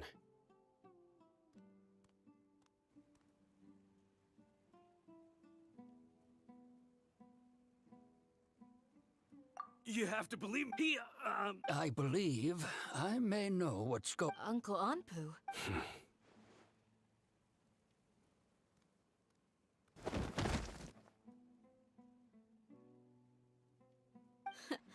Smooth. Okay. If my sometime it strikes, which means they were the ones who brought them here. Not the academia again. Just as I. But what could they? People are nothing. Regardless, You're right.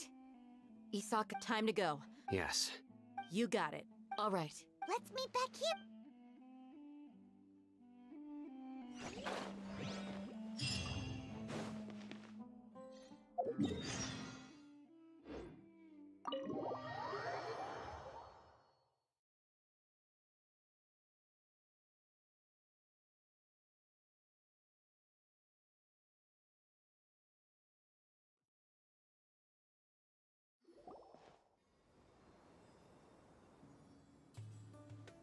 Let's get some food in us and then we'll... Whoa! Where did you come from? Well, as you can see, I am merely sitting here and reviewing what we have deduced thus far. You were gone for ages! And now you're suddenly sitting here and... Hey, what's... You never... Paimon's so mad! Paimon's gonna give you... Never mind! Paimon's got nothing. There's just nothing super obvious to pick with this guy. It makes it so hard. Well, you've heard nothing to suggest I left this whole time. Anyway. Enough with the No. I'm just surprised that you decided to... Alhaitham, you haven't helped us out at all ever since we arrived at Aru Village. Bold of you to question... Yeah, you're... While you were in... Really? To be honest, not to mention... Huh? Right? Correct. What did you learn? I'm going to take you to... What is that? How do you think the residents of Aru Village feel about what we're doing? In other words, do you truly believe every single... You mean... Hiding the truth. Remember what Gandis said. By contrast, the perils of their daily lives are ever-present concern. Glad you're following among those you... The reason be... Don't change this. It's quite obvious. Right. She corrected herself. I think it's been a few... Remember? But honestly, I feel quite sympathetic. After speaking to the village chief, it became... By getting involved... I'll pass on that. You said that she is a...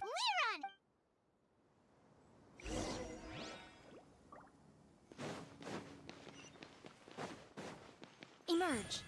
Right here. Miss Shawnee.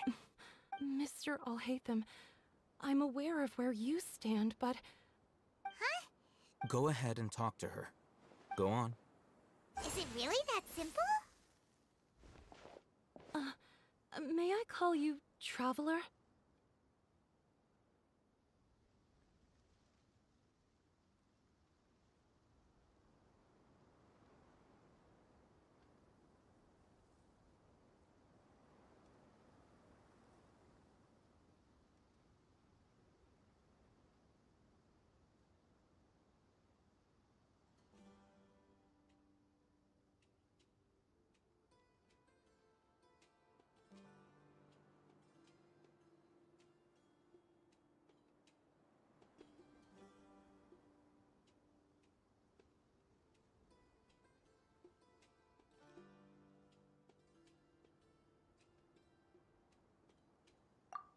Hi, Trap. Do you think the resurrection of King Deshret can truly change Sumeru for the better? Why's that? That's fit before. Traveler, do you believe our lives will get... Yeah, but even... We have friends and... My apologies for posing my... Alhaitham told... The fact is that I'm... Only one side of my family is desert folk. I don't really fit in anywhere in Sumeru. Some believe in the Dendro Archon, while others believe in King Deshret. I don't belong to either side. Speaking of which... Yeah, slowly, I just stopped talking to people, and then it happened. You can tell them. Alright, I actually... Perhaps it used to be I confirmed this with Bud. Because we're in the... There's really... I think they used to use it for treating... Yeah!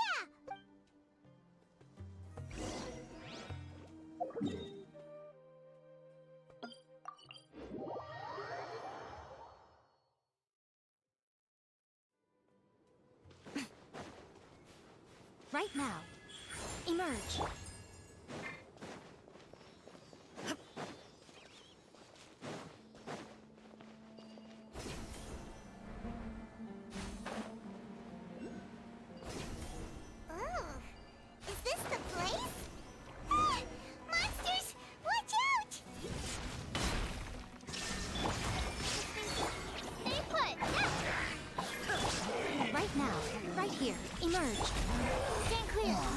Absorption test.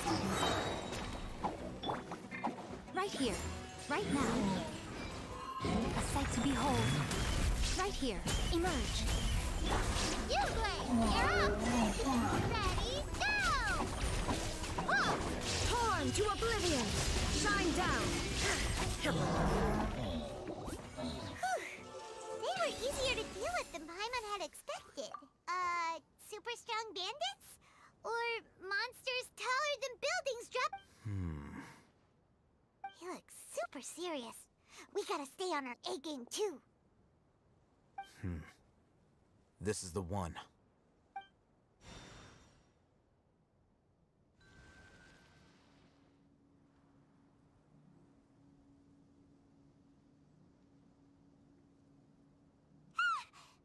Let's go in and take...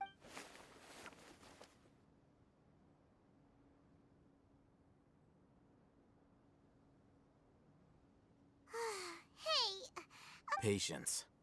Shawnee says she only hears the crying at night. We have time to burn. Until then, I'm taking a break. and just like that, he sits down. Wait, he even brought a book to read? What are you reading? Let Paimon see!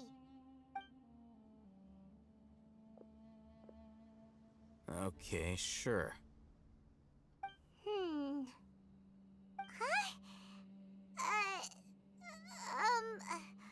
The natural position, which is the positional propensity of an entity in natural motion in contrast with an object in forced motion? Huh? When free from external influences, sure. every entity displays the tendency to follow its natural trajectory. So, you got that? Oh, Paimon gives up. You keep reading your book. See ya. How is he so relaxed? Look at him, reading an impossible book in a creepy place like this.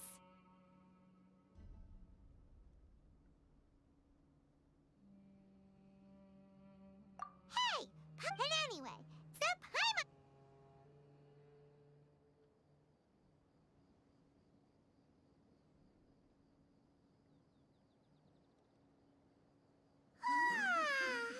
Paimon's getting so sleepy.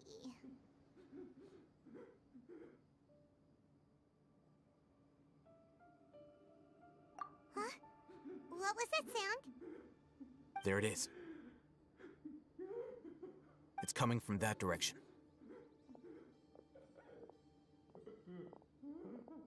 Is the sound coming from here? Huh. Paimon's not seeing anything. It's from below. But there's... Something is off about the interior here.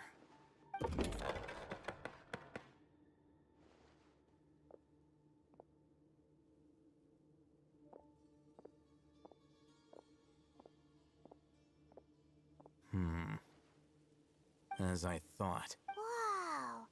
It's like they... Oh, it looks like they're...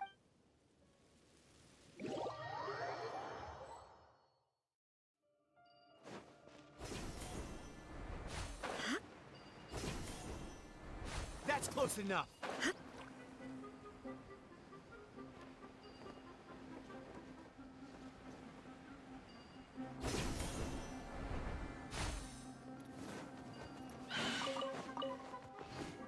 There is no it! Swirl, Mark 2. Animal test 62. Stay put. Show them. Right here.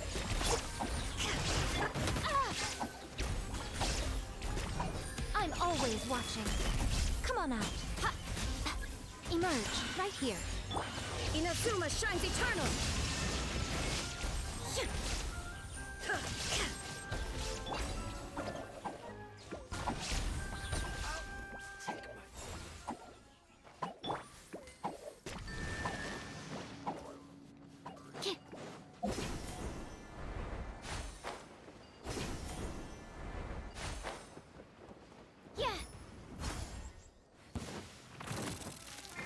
Animal hypostasis emulation.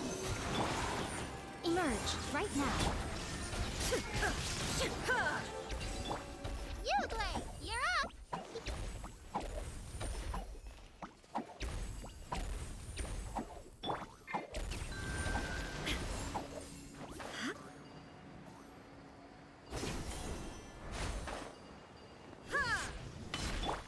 Stand clear.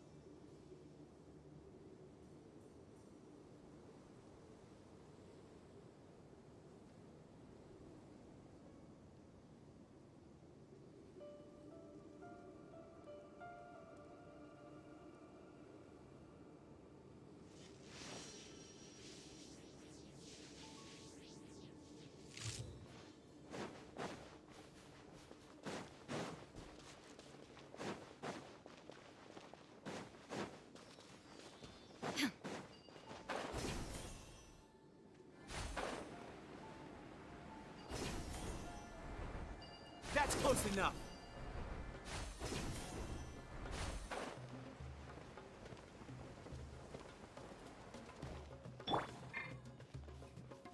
Don't be scared. Huh. Hey, hey, go away.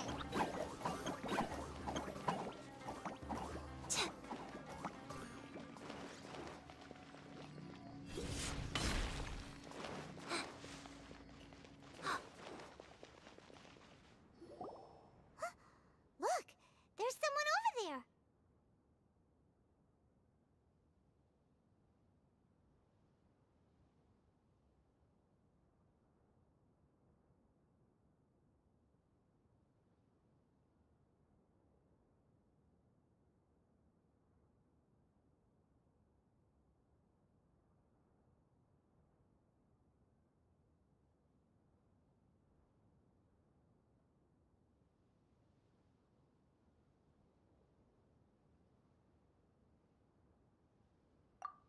Good idea. Let's approach him slowly.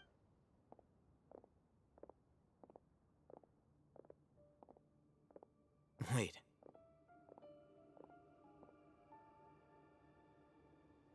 You're... He can't...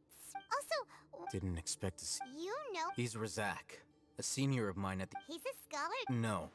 Razak was never involved in any of those things. Leaving that question aside, looks like they've already taken everyone away. For whatever reason, they left Razak here.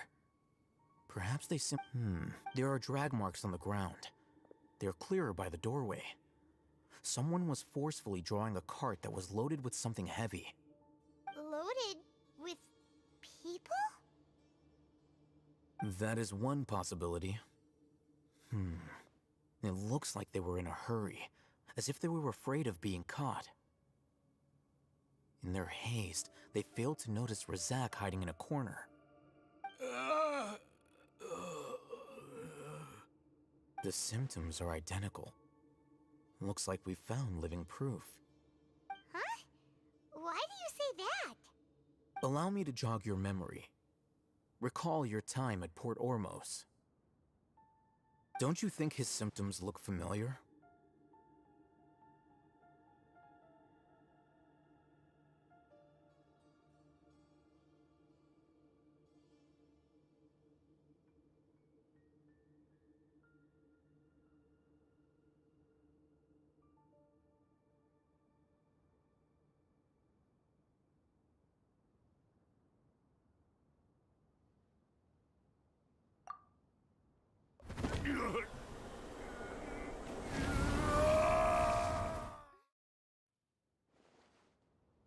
Oh! Correct.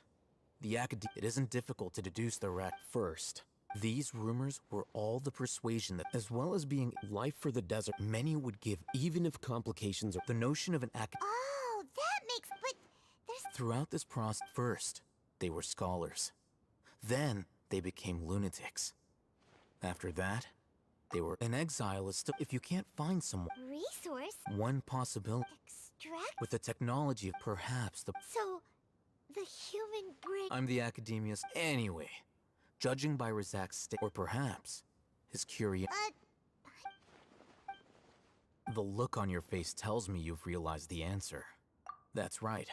However, the academia is... I've spent quite... You mean you're not... All scholars extracting information... Sounds like you're really against all this. Of course. The academia's actions run contrary to their rules. Whether it be academics or knowledge, everything has its boundaries. If those lines are crossed, the rules and order that govern everything in the world will be This matter needs to be...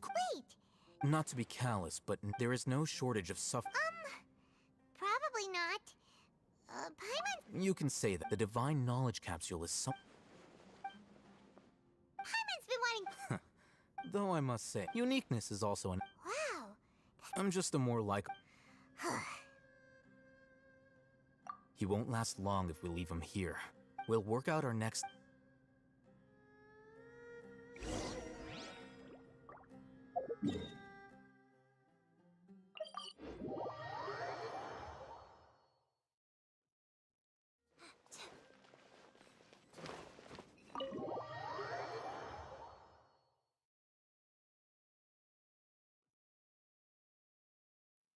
We're back! You must be What's the situation? Unfortunately, somebody who's too young to take on the role of Isak's grandfather. Nevertheless, he's one of the people we're trying to find.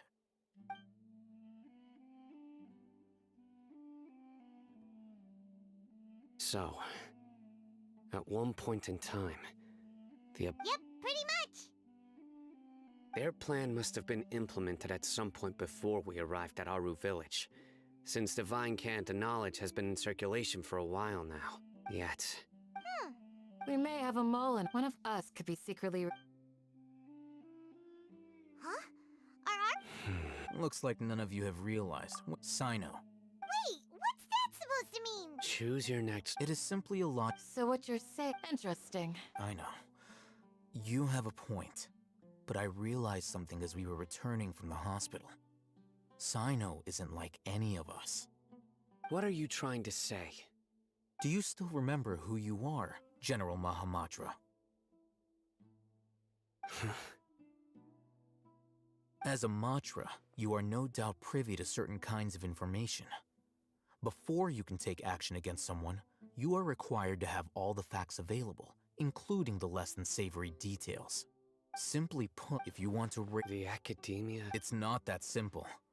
The academia has eyes all over Sumeru, but they every so often, I remember seeing... You're saying that But what's the point in... The Akasha is capable...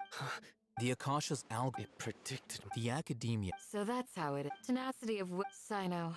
Don't take it to... They escaped. Don't blame yourself. It's not like any of us would have known. I have an idea. If they predicted my movements, then I might be able to guess where they went. Whoa, you bounced back fast. There is always an opportunity for safety after danger passes. Oh, so that's how it is! Paimon gets it now!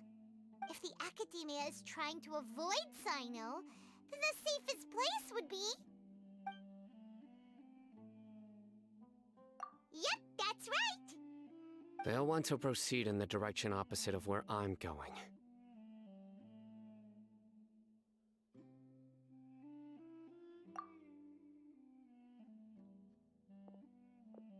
I must go. There's also something I want to investigate. Let's go, guys! Please, wait! I want to go... I want to find... Everyone, I leave him in your hands. Yay! Let Paimon feels like...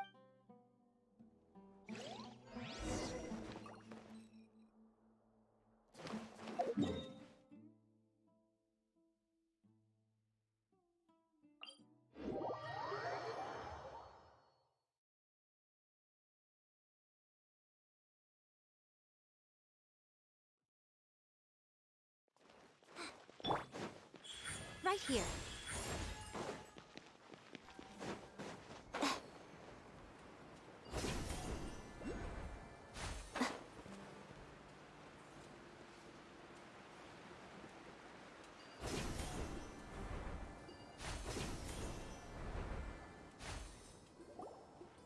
So, where do we go from here?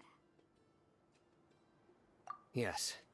After leaving the village, we should head straight toward the desert.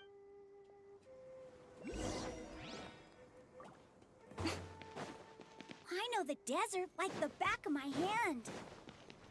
Is that because you play here a lot? Yep. One time, Grandpa almost got lost in the desert, but I was the one who brought him back.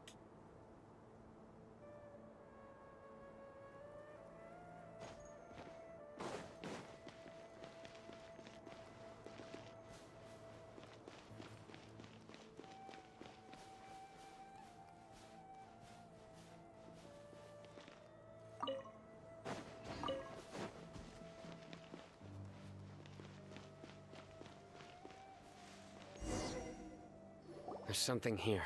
What's this? It's buried in the sand. Looks like we'll need to roll up our sleeves and do some work. And Paimon thought running around everywhere was already enough work.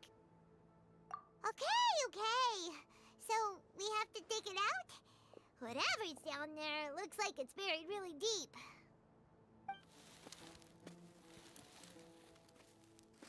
These are likely fragments of an Academia-developed device, something akin to a headset. Looks like there were more than one village keeper. They must have been escorted this way because there are device fragments scattered around here.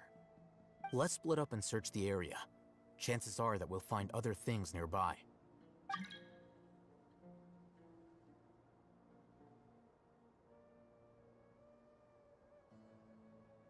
Is this what we're searching? This is definitely a— How did it end up buried in the sand? They must have been attacked along the— Wait, what? Grandpa, I hope you're okay. Don't worry, your grandpa's gonna be fine. Razak didn't display any sign. We should be able to catch up. One more thing. I believe the attack must have happened prior to the sandstorm. Let's keep going. They can't have gone.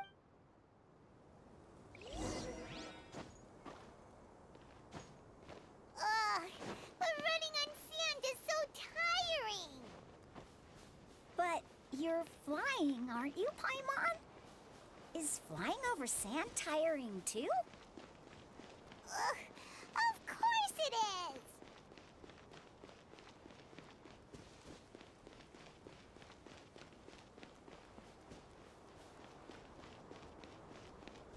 Voices, over there. It sounds like an argument. Whoa, you have really good ears. Don't get any closer. They'll notice us. Dia's talking with the Eremites? Very interesting. Let's listen in. If you had informed me sooner, there'd be plenty of room for us to... You're one of us. We would never lie. Scholars. You don't know as much as I do. Need me to... I knew it. That's our Dia. Dia? Why would you... Dia! Hey, what are you doing? Huh? Didn't you say you'd help me find Grandpa? Why are you on their side? Well, look who's here. Ain't that something? This complicates things. You've betrayed Aru village? So, this is the great General Mahamatra. Dear, you'd be better off as my assistant than hanging around with this motley crew.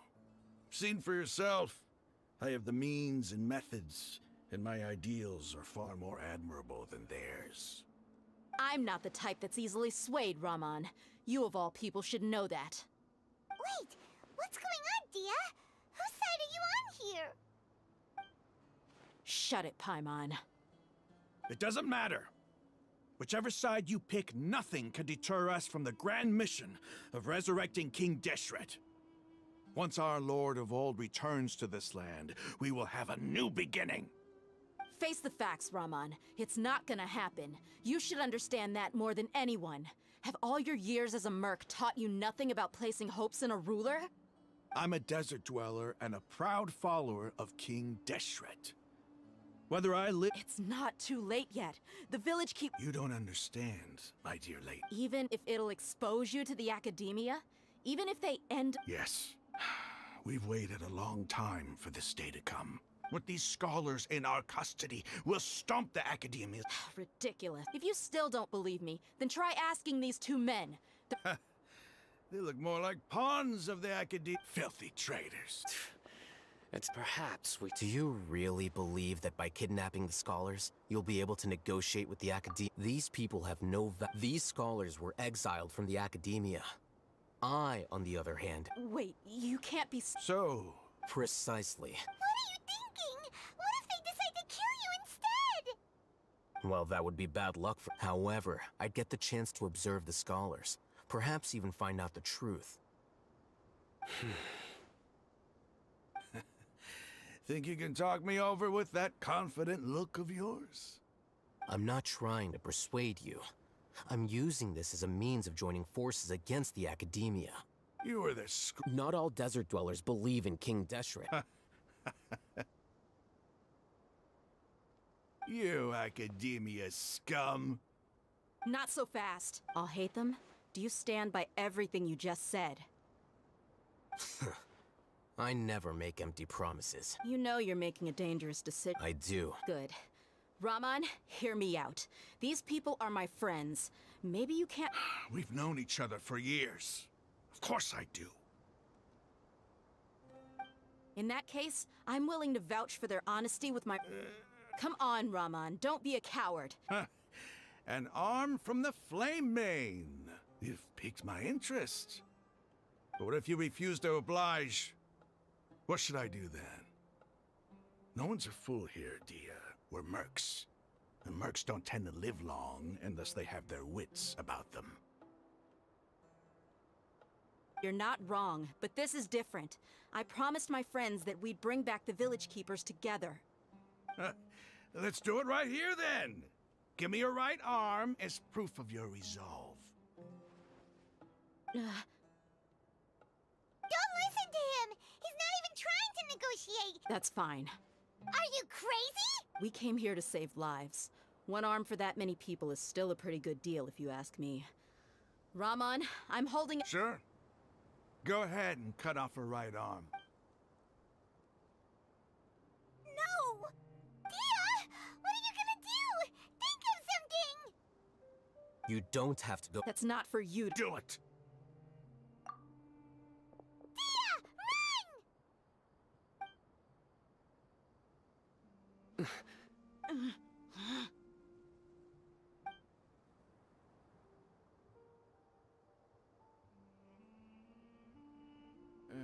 Stop!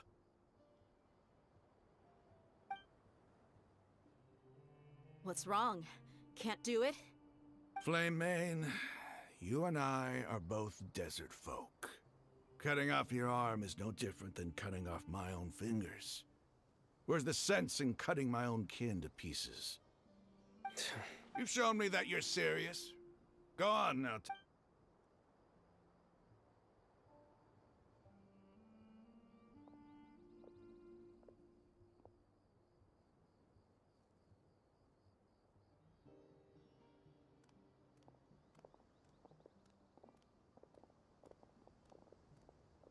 Phew. I was really counting. Dia!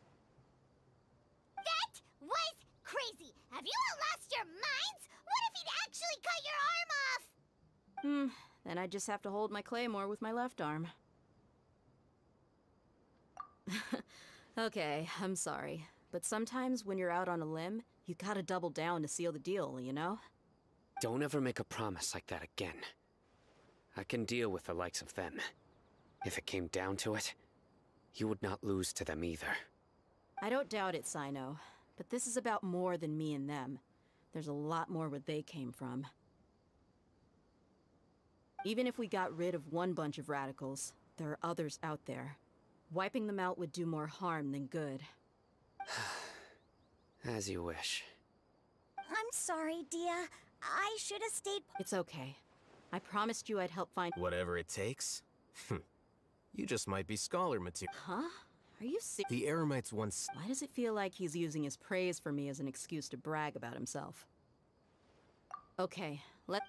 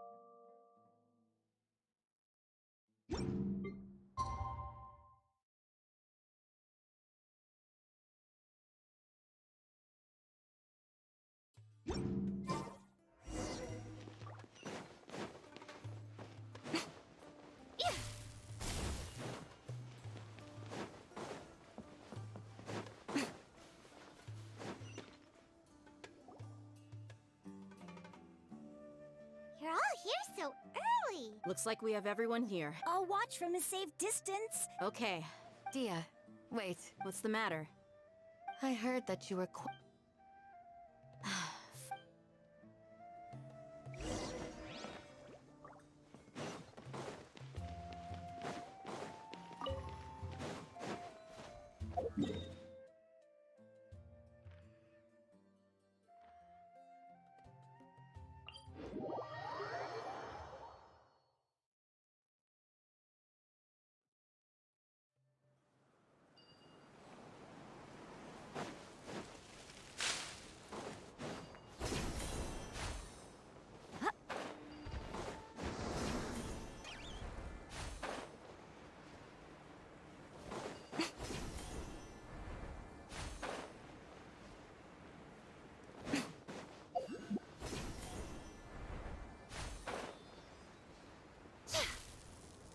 Emerge, right here.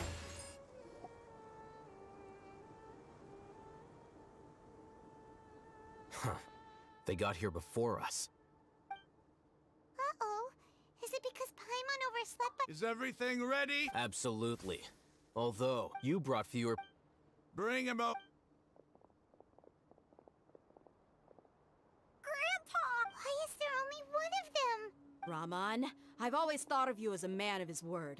What's this about? It's a one-for-one exchange. Sounds fair, don't you think?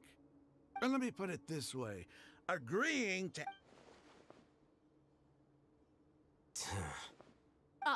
You stay right there!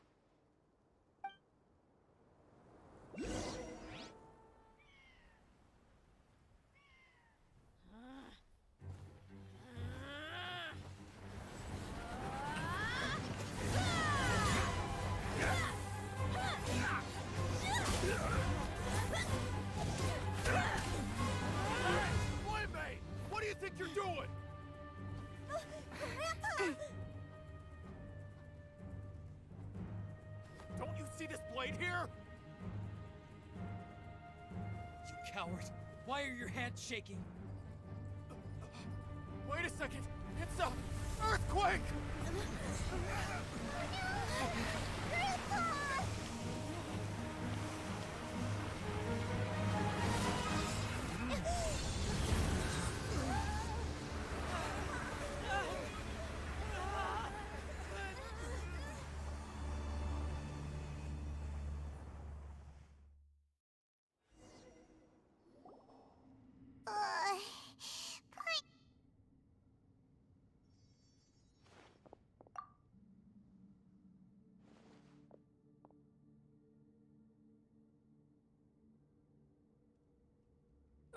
This day's going The sand dune I saw an energy field.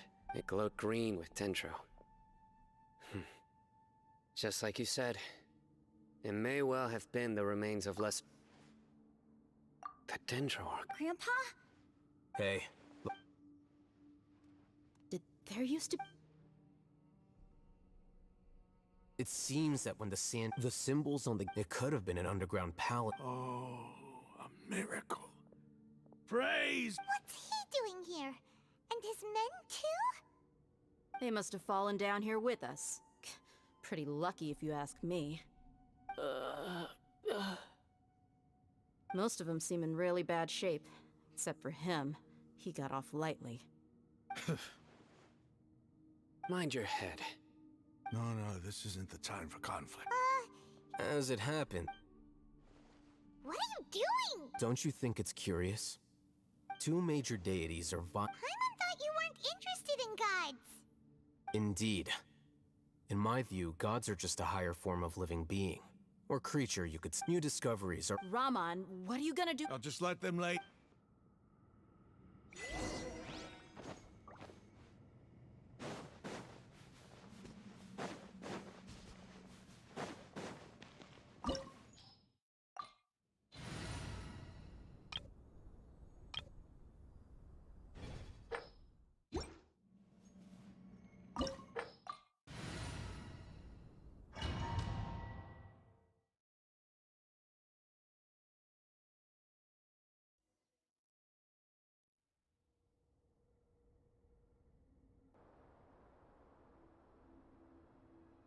It's full of life here.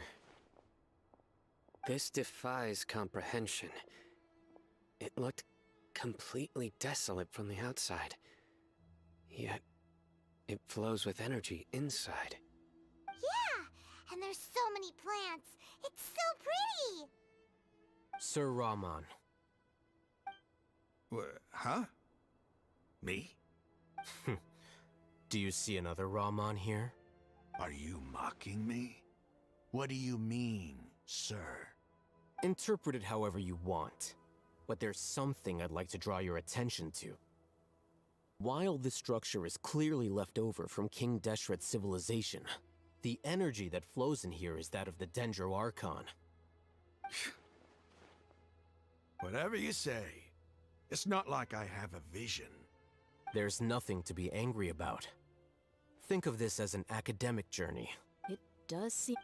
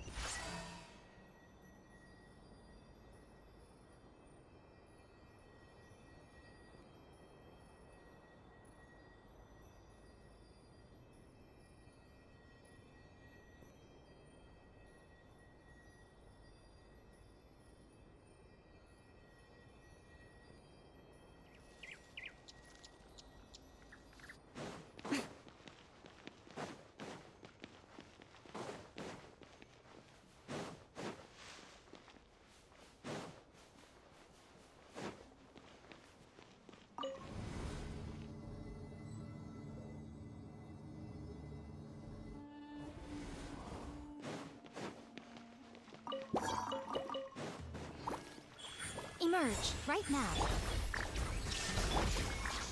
Animal test 6308. Absorption test. Enhanced animal module. Emerge, right here. Nothing lasts forever. Right now, emerge. Right here. There is no escape!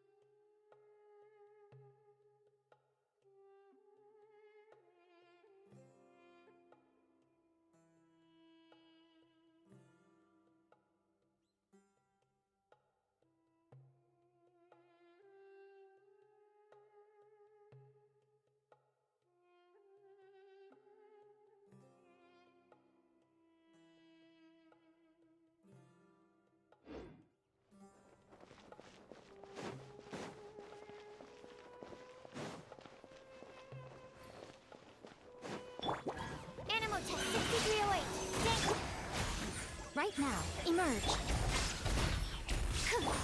Stay put! Now ye shall perish! Ha!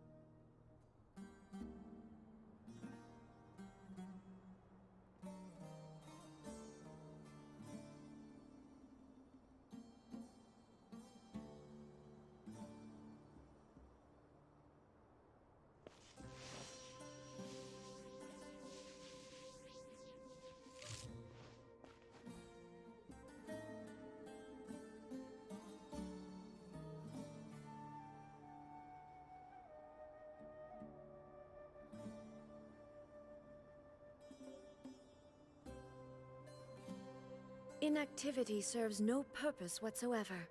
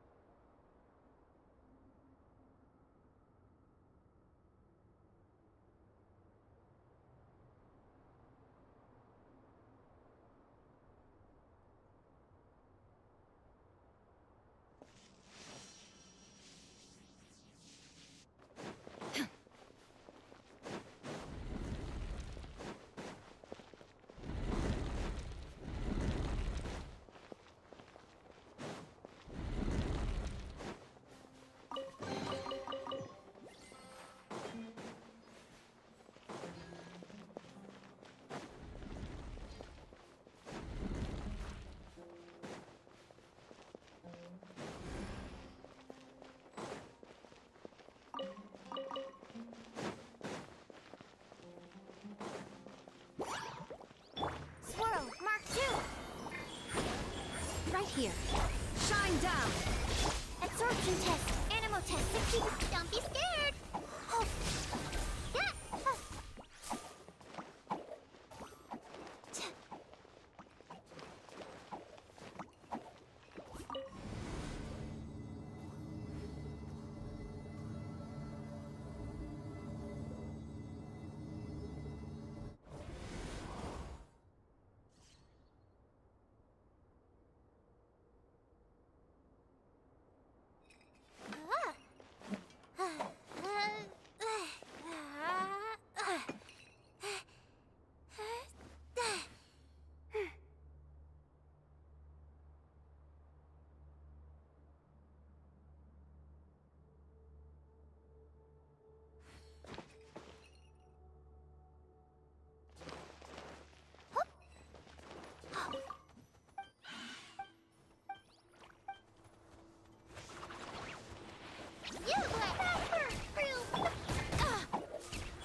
Right now, right here. Absorption test, animal hypostasis and you... I'm always watching. Right now.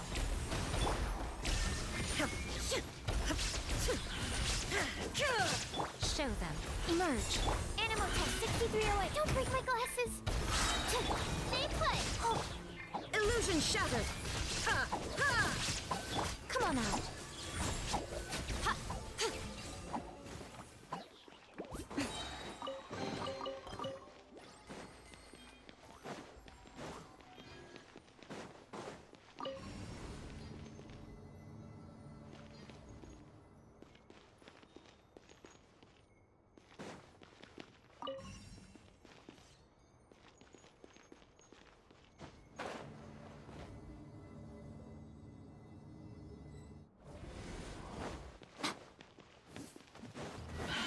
Enhanced cannon will right here. Emerge. Right here. Nothing lasts forever. Right now. Right here. Right now. Torn to oblivion.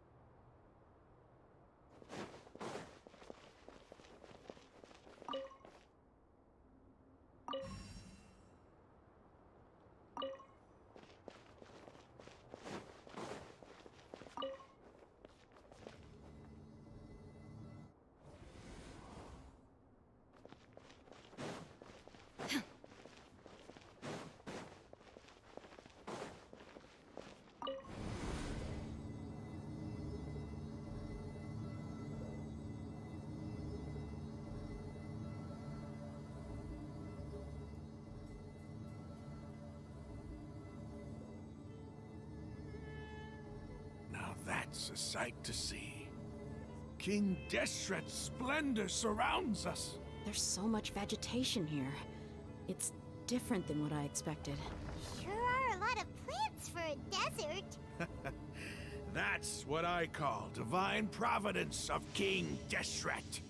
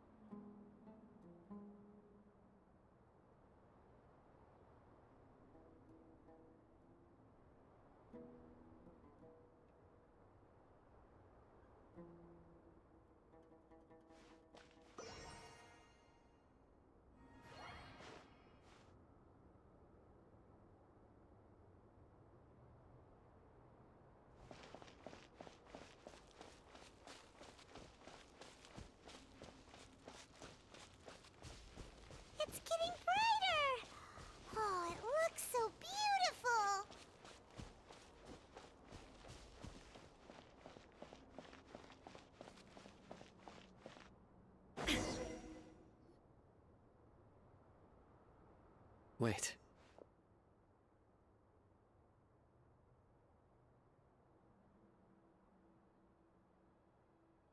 What's that? A load of flowers. And it looks like there's something among them. These are... They left something behind. What does it say? Here lie his wisdoms. You can read? Of course. He's not There's still something. The scent of. Is this it? Analyzing.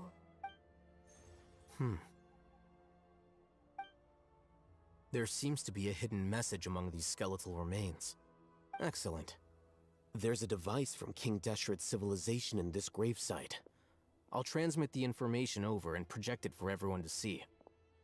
Isn't sharing knowledge against the Academia's rules? Yes.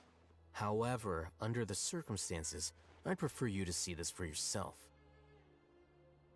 You'll understand after watching it.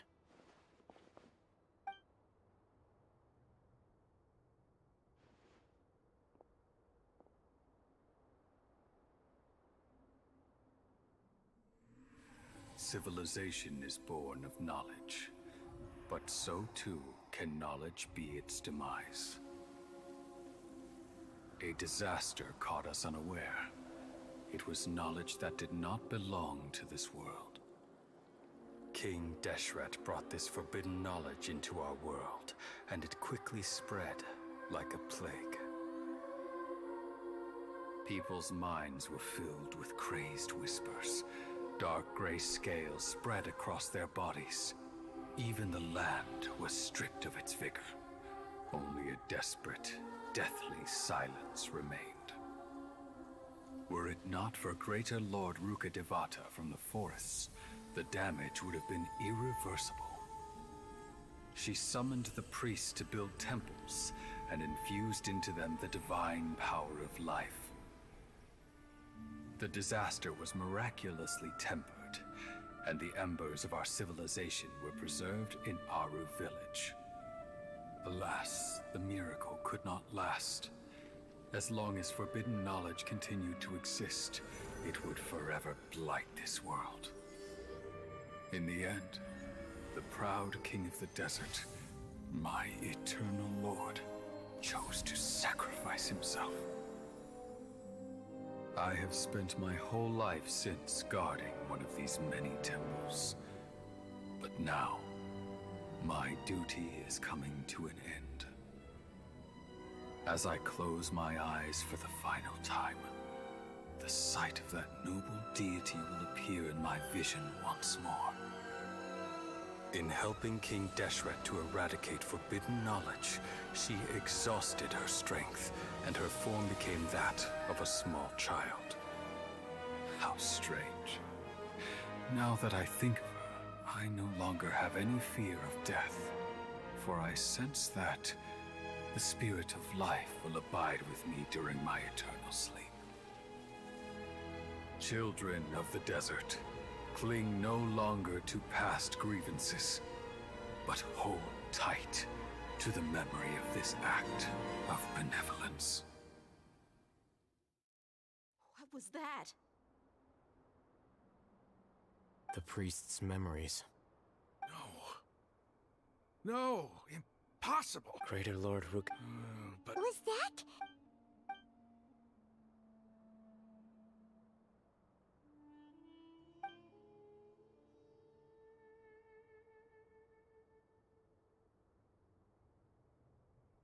You might be distrustful of the Akasha, but there's no reason for you to doubt King Deshret's technology. You've just witnessed his priest's last words.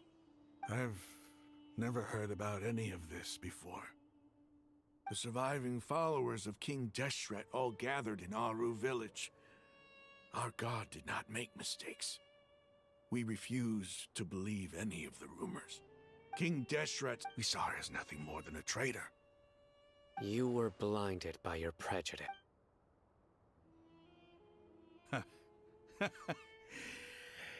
How could I ever... Raman, give it a rest.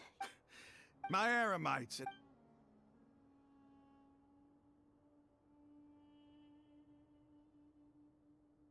Hey, How you? I should probably go. What's your next move gonna be? Oh, but please. It's not gonna. Well, I guess that's for me to do. When would be a good time? Tomorrow, and I'll. You seem to finally understand. Yes. That must have been rough. But Ramon's no fool. It's too bad he was held back by his belief. The outcome. we should get going too. Let's head back, have a proper meal, and a nice, long sleep. We'll need all our energy tomorrow.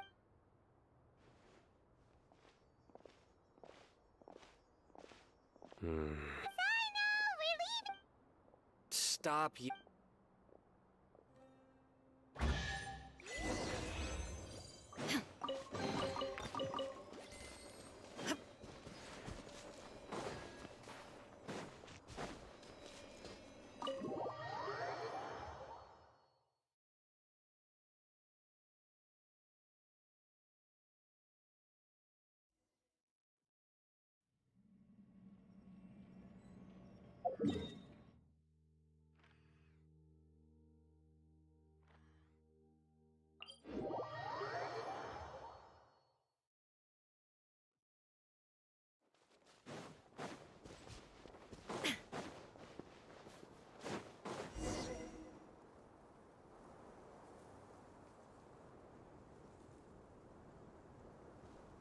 Ramon, we're here.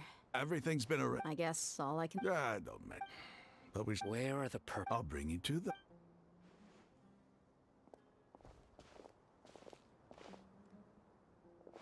So these are the people who kidnapped the village keepers.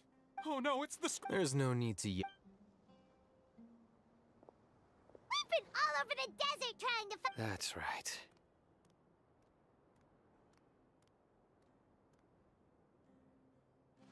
General Mahamatra? No. Whoa. The moment they. You should have known. Wait, we were. No, not. I could. Please have. Start talking. So, your superiors have kept you quite busy recently. Why? What are they trying to accomplish? They, wanted to extract canned knowledge. Don't play dumb. You know what I'm really at. They extractive. Well, you better step. You don't want to make things any more difficult for yourself, do ya? Be my guest. Uh-huh. How did you know? There's no use hiding it now. Yes, you're right. The Academia is working on an important and potentially world-changing. It may seem as the withering of Irminsul has been getting worse recently. The sages have tried everything they could think of, but nothing's worked. I'm always hearing them say things like, Continue. And then, the doctor was previously expelled from the Academia. At first, the sages looked down at him in disdain. But when he asked them... This is what the... First, the Academia spent after that, with the doctor's help, and the Akkad next. It adds up. But how do you determine whether the knowledge... Call it an educated guess? Nobody can explain the cause of this phenomenon. If it's knowledge, no... You must have noticed, it is as if they are cursed with a desire. Some organ. This is. Then what does Is she not a true? From the beginning, when the Academia, they found that not to mention, slowly but surely, people began to forget about her existence. So, this is the path the sages have chosen.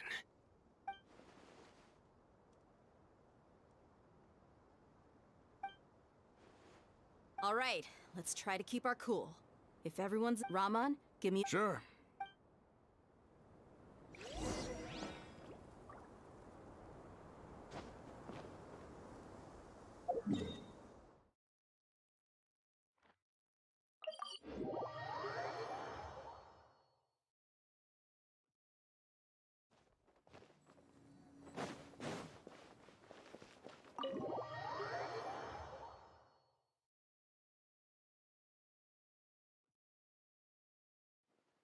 The village keepers you... Hey! Say something! Stop spacing out! Come on, is the... Or... Oh! Do you have any plans, traveler? Gods above, you're not talking about... So you were...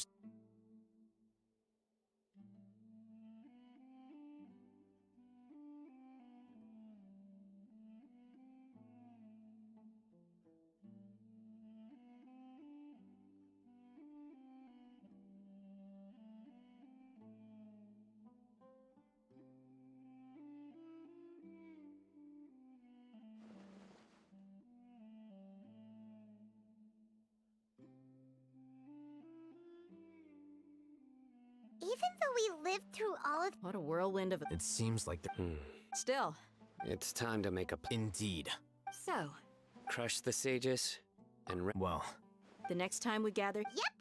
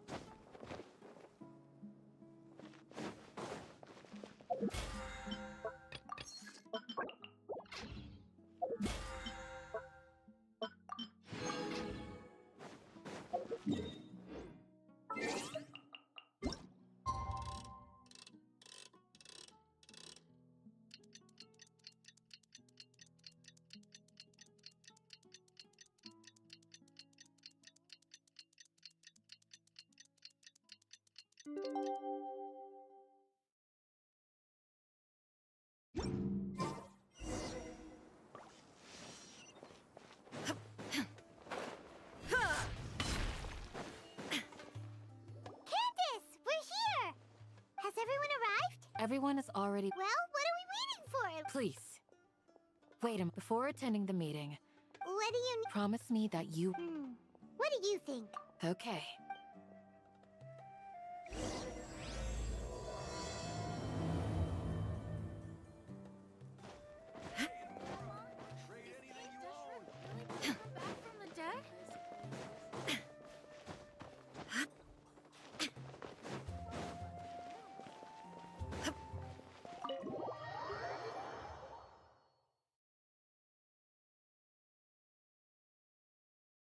Everyone's here, so... We already discussed things a bit. Hey, where have you... Are you ready?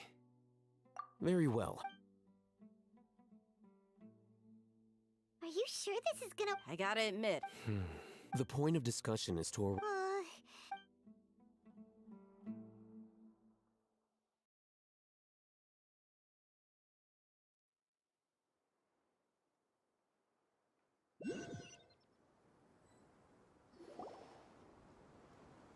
You're finally done. I have some other stuff. Come on, don't... That's what I wanted. Well, Traveler, Paimon, judging from your expressions... You can tell? I'm not that good at scheming a to be honest. Your deeds speak. Candace. I'm very glad I've said the same. Only when you're safe can the plan... You're welcome. Good luck.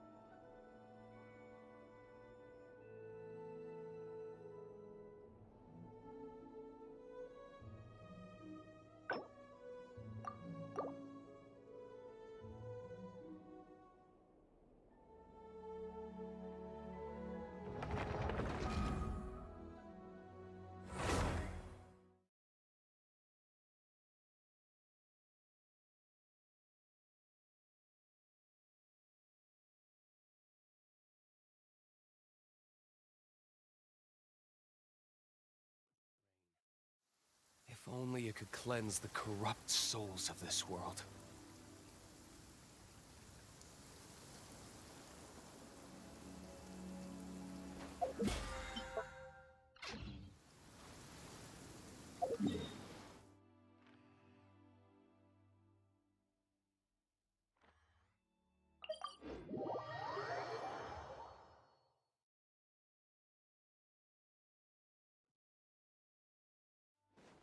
Listen, as long as you stick to your own path, it doesn't matter what Mother Nature throws at you.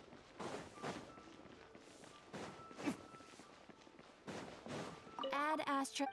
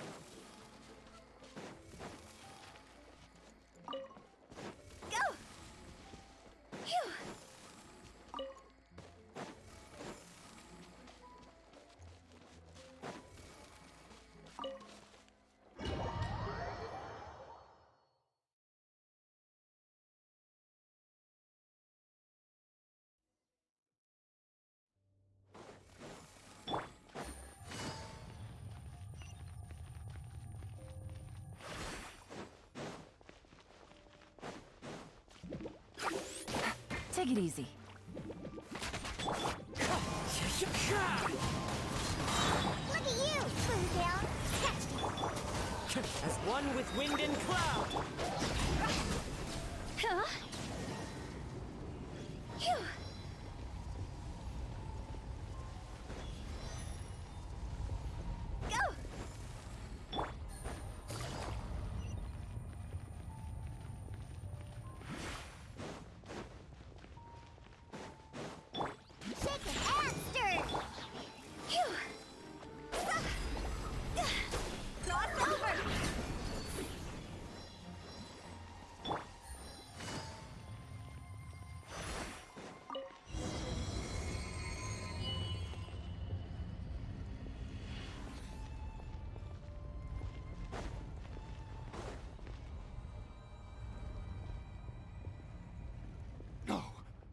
Impossible! The Hilichurl worshipper... Was it all an illusion? That's true. Yet it was neither illusion. Let's go, traveler. There is surely a reason for its disappearance, and I do believe that someday in the future, could he really have been...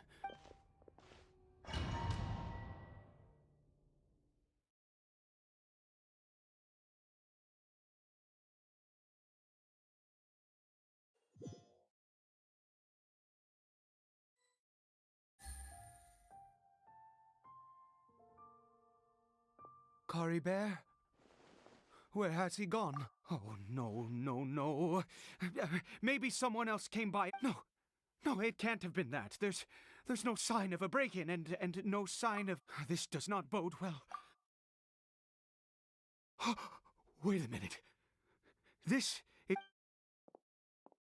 Oh, no.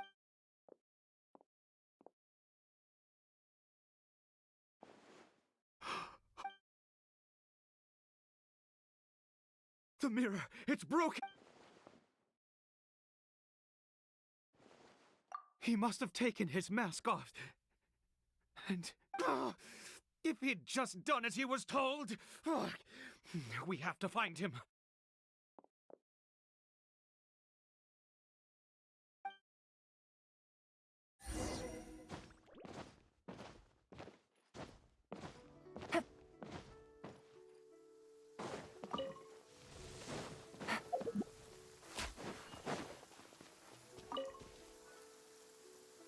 It's his scarf. Looks like we're going the right way. Come on.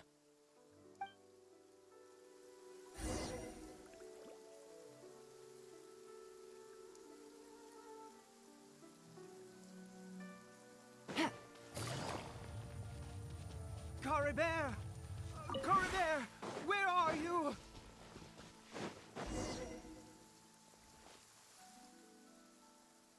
Curses! Forest Rangers. Hey! Who are you? We haven't seen you around here before. What's your business here? Have you seen a, I asked you first. I said, have you Hey, whoa! There are hilly Exactly! Matter of fact, you...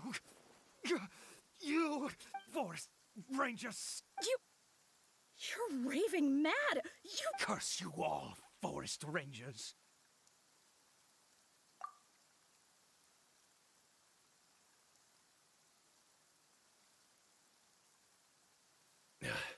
I don't get it. He'd only just so tell me. Jeez. I was frightened at first, but it did... Yes! One... Wait, you're leaving? Not...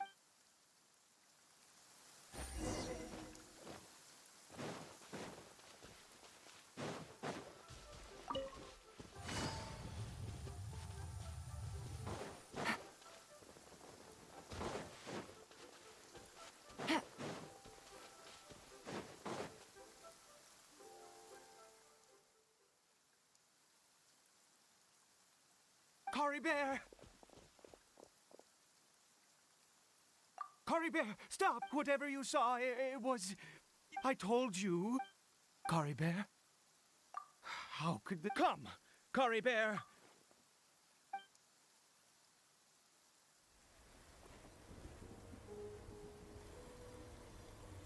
Papa... Cory Bear... Papa, I can't take it. Please, Cory Bear. It's my fault. I'm so sorry. If only I'd known. It's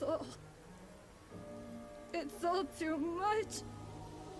Papa!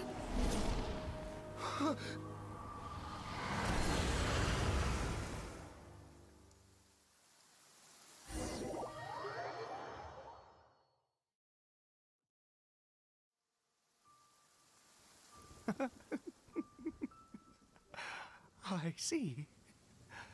I understand now. Finally, it...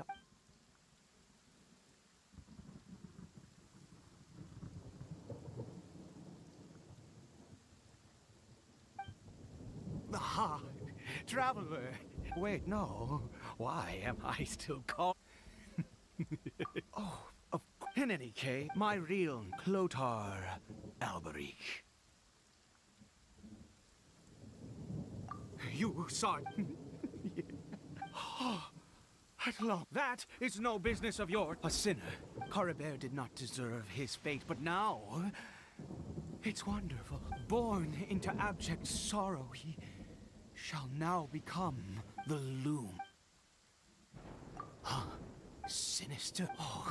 We once believed to us, and the one who controls the abyss. But what did you...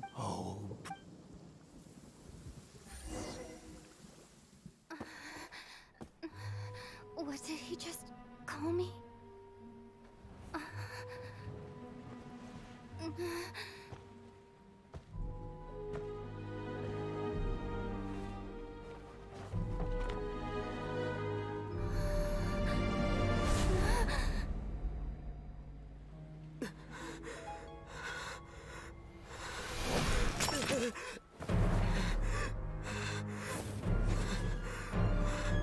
Traveler! Hey, Traveler! Traveler!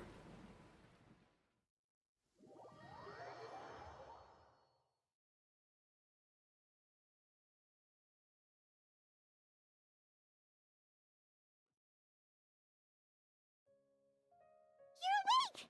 Oh, thank goodness you're awake! Paimon was worried. What happened while you... I checked the Layla. Information and memories flew. You mean after founding, but the curse of after 100 years, yet his dark legacy lived on. You could say that. Are you alright?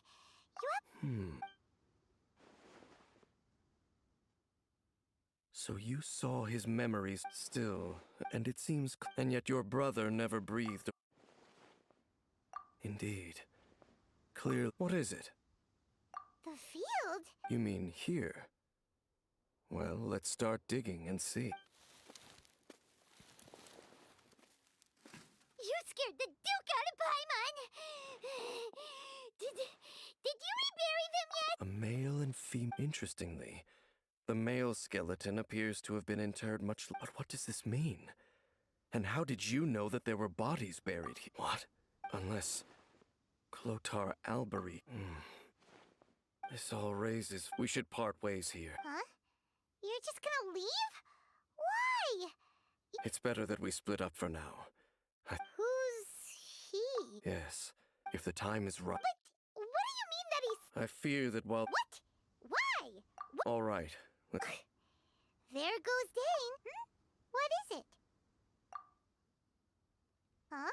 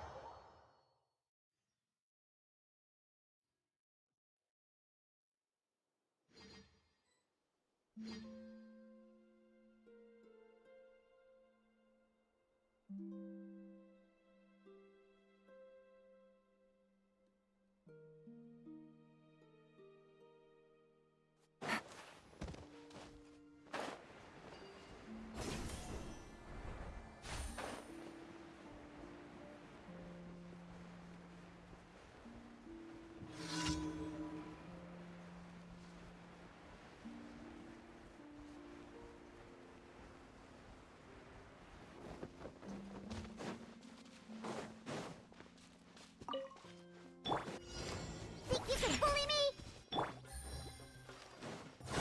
Gotcha.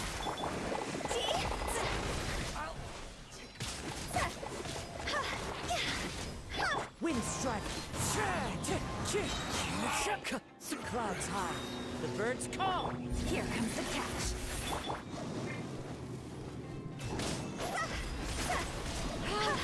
Heartless.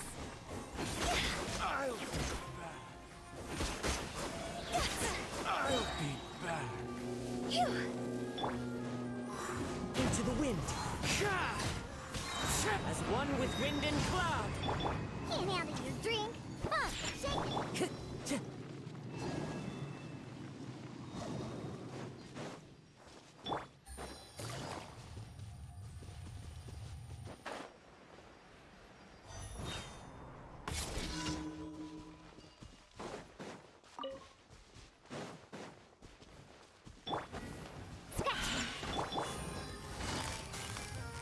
Quietly now. One with nature. Time to go. Time to go.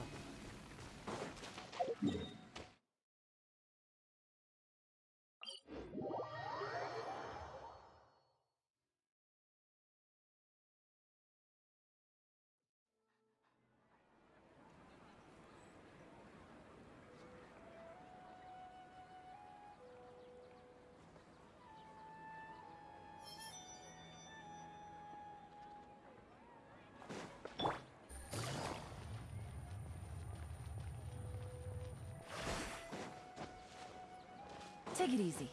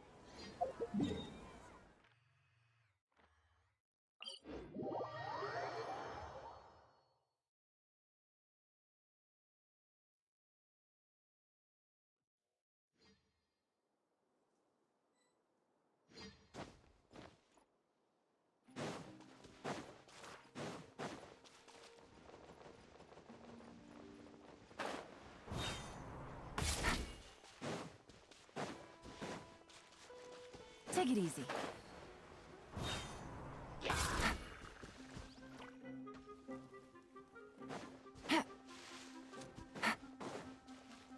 Take it easy.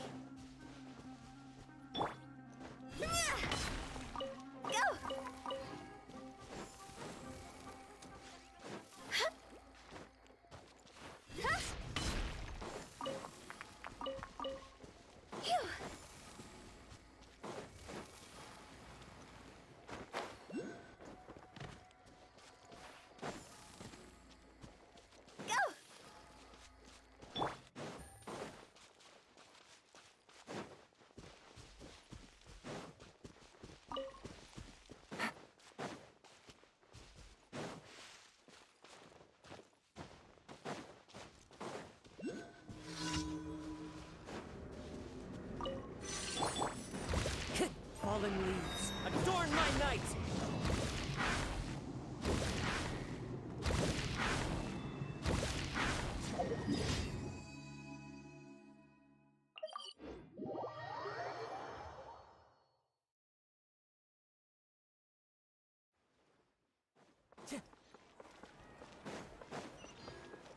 Time to go. Add Thank you for complete. Add Astra.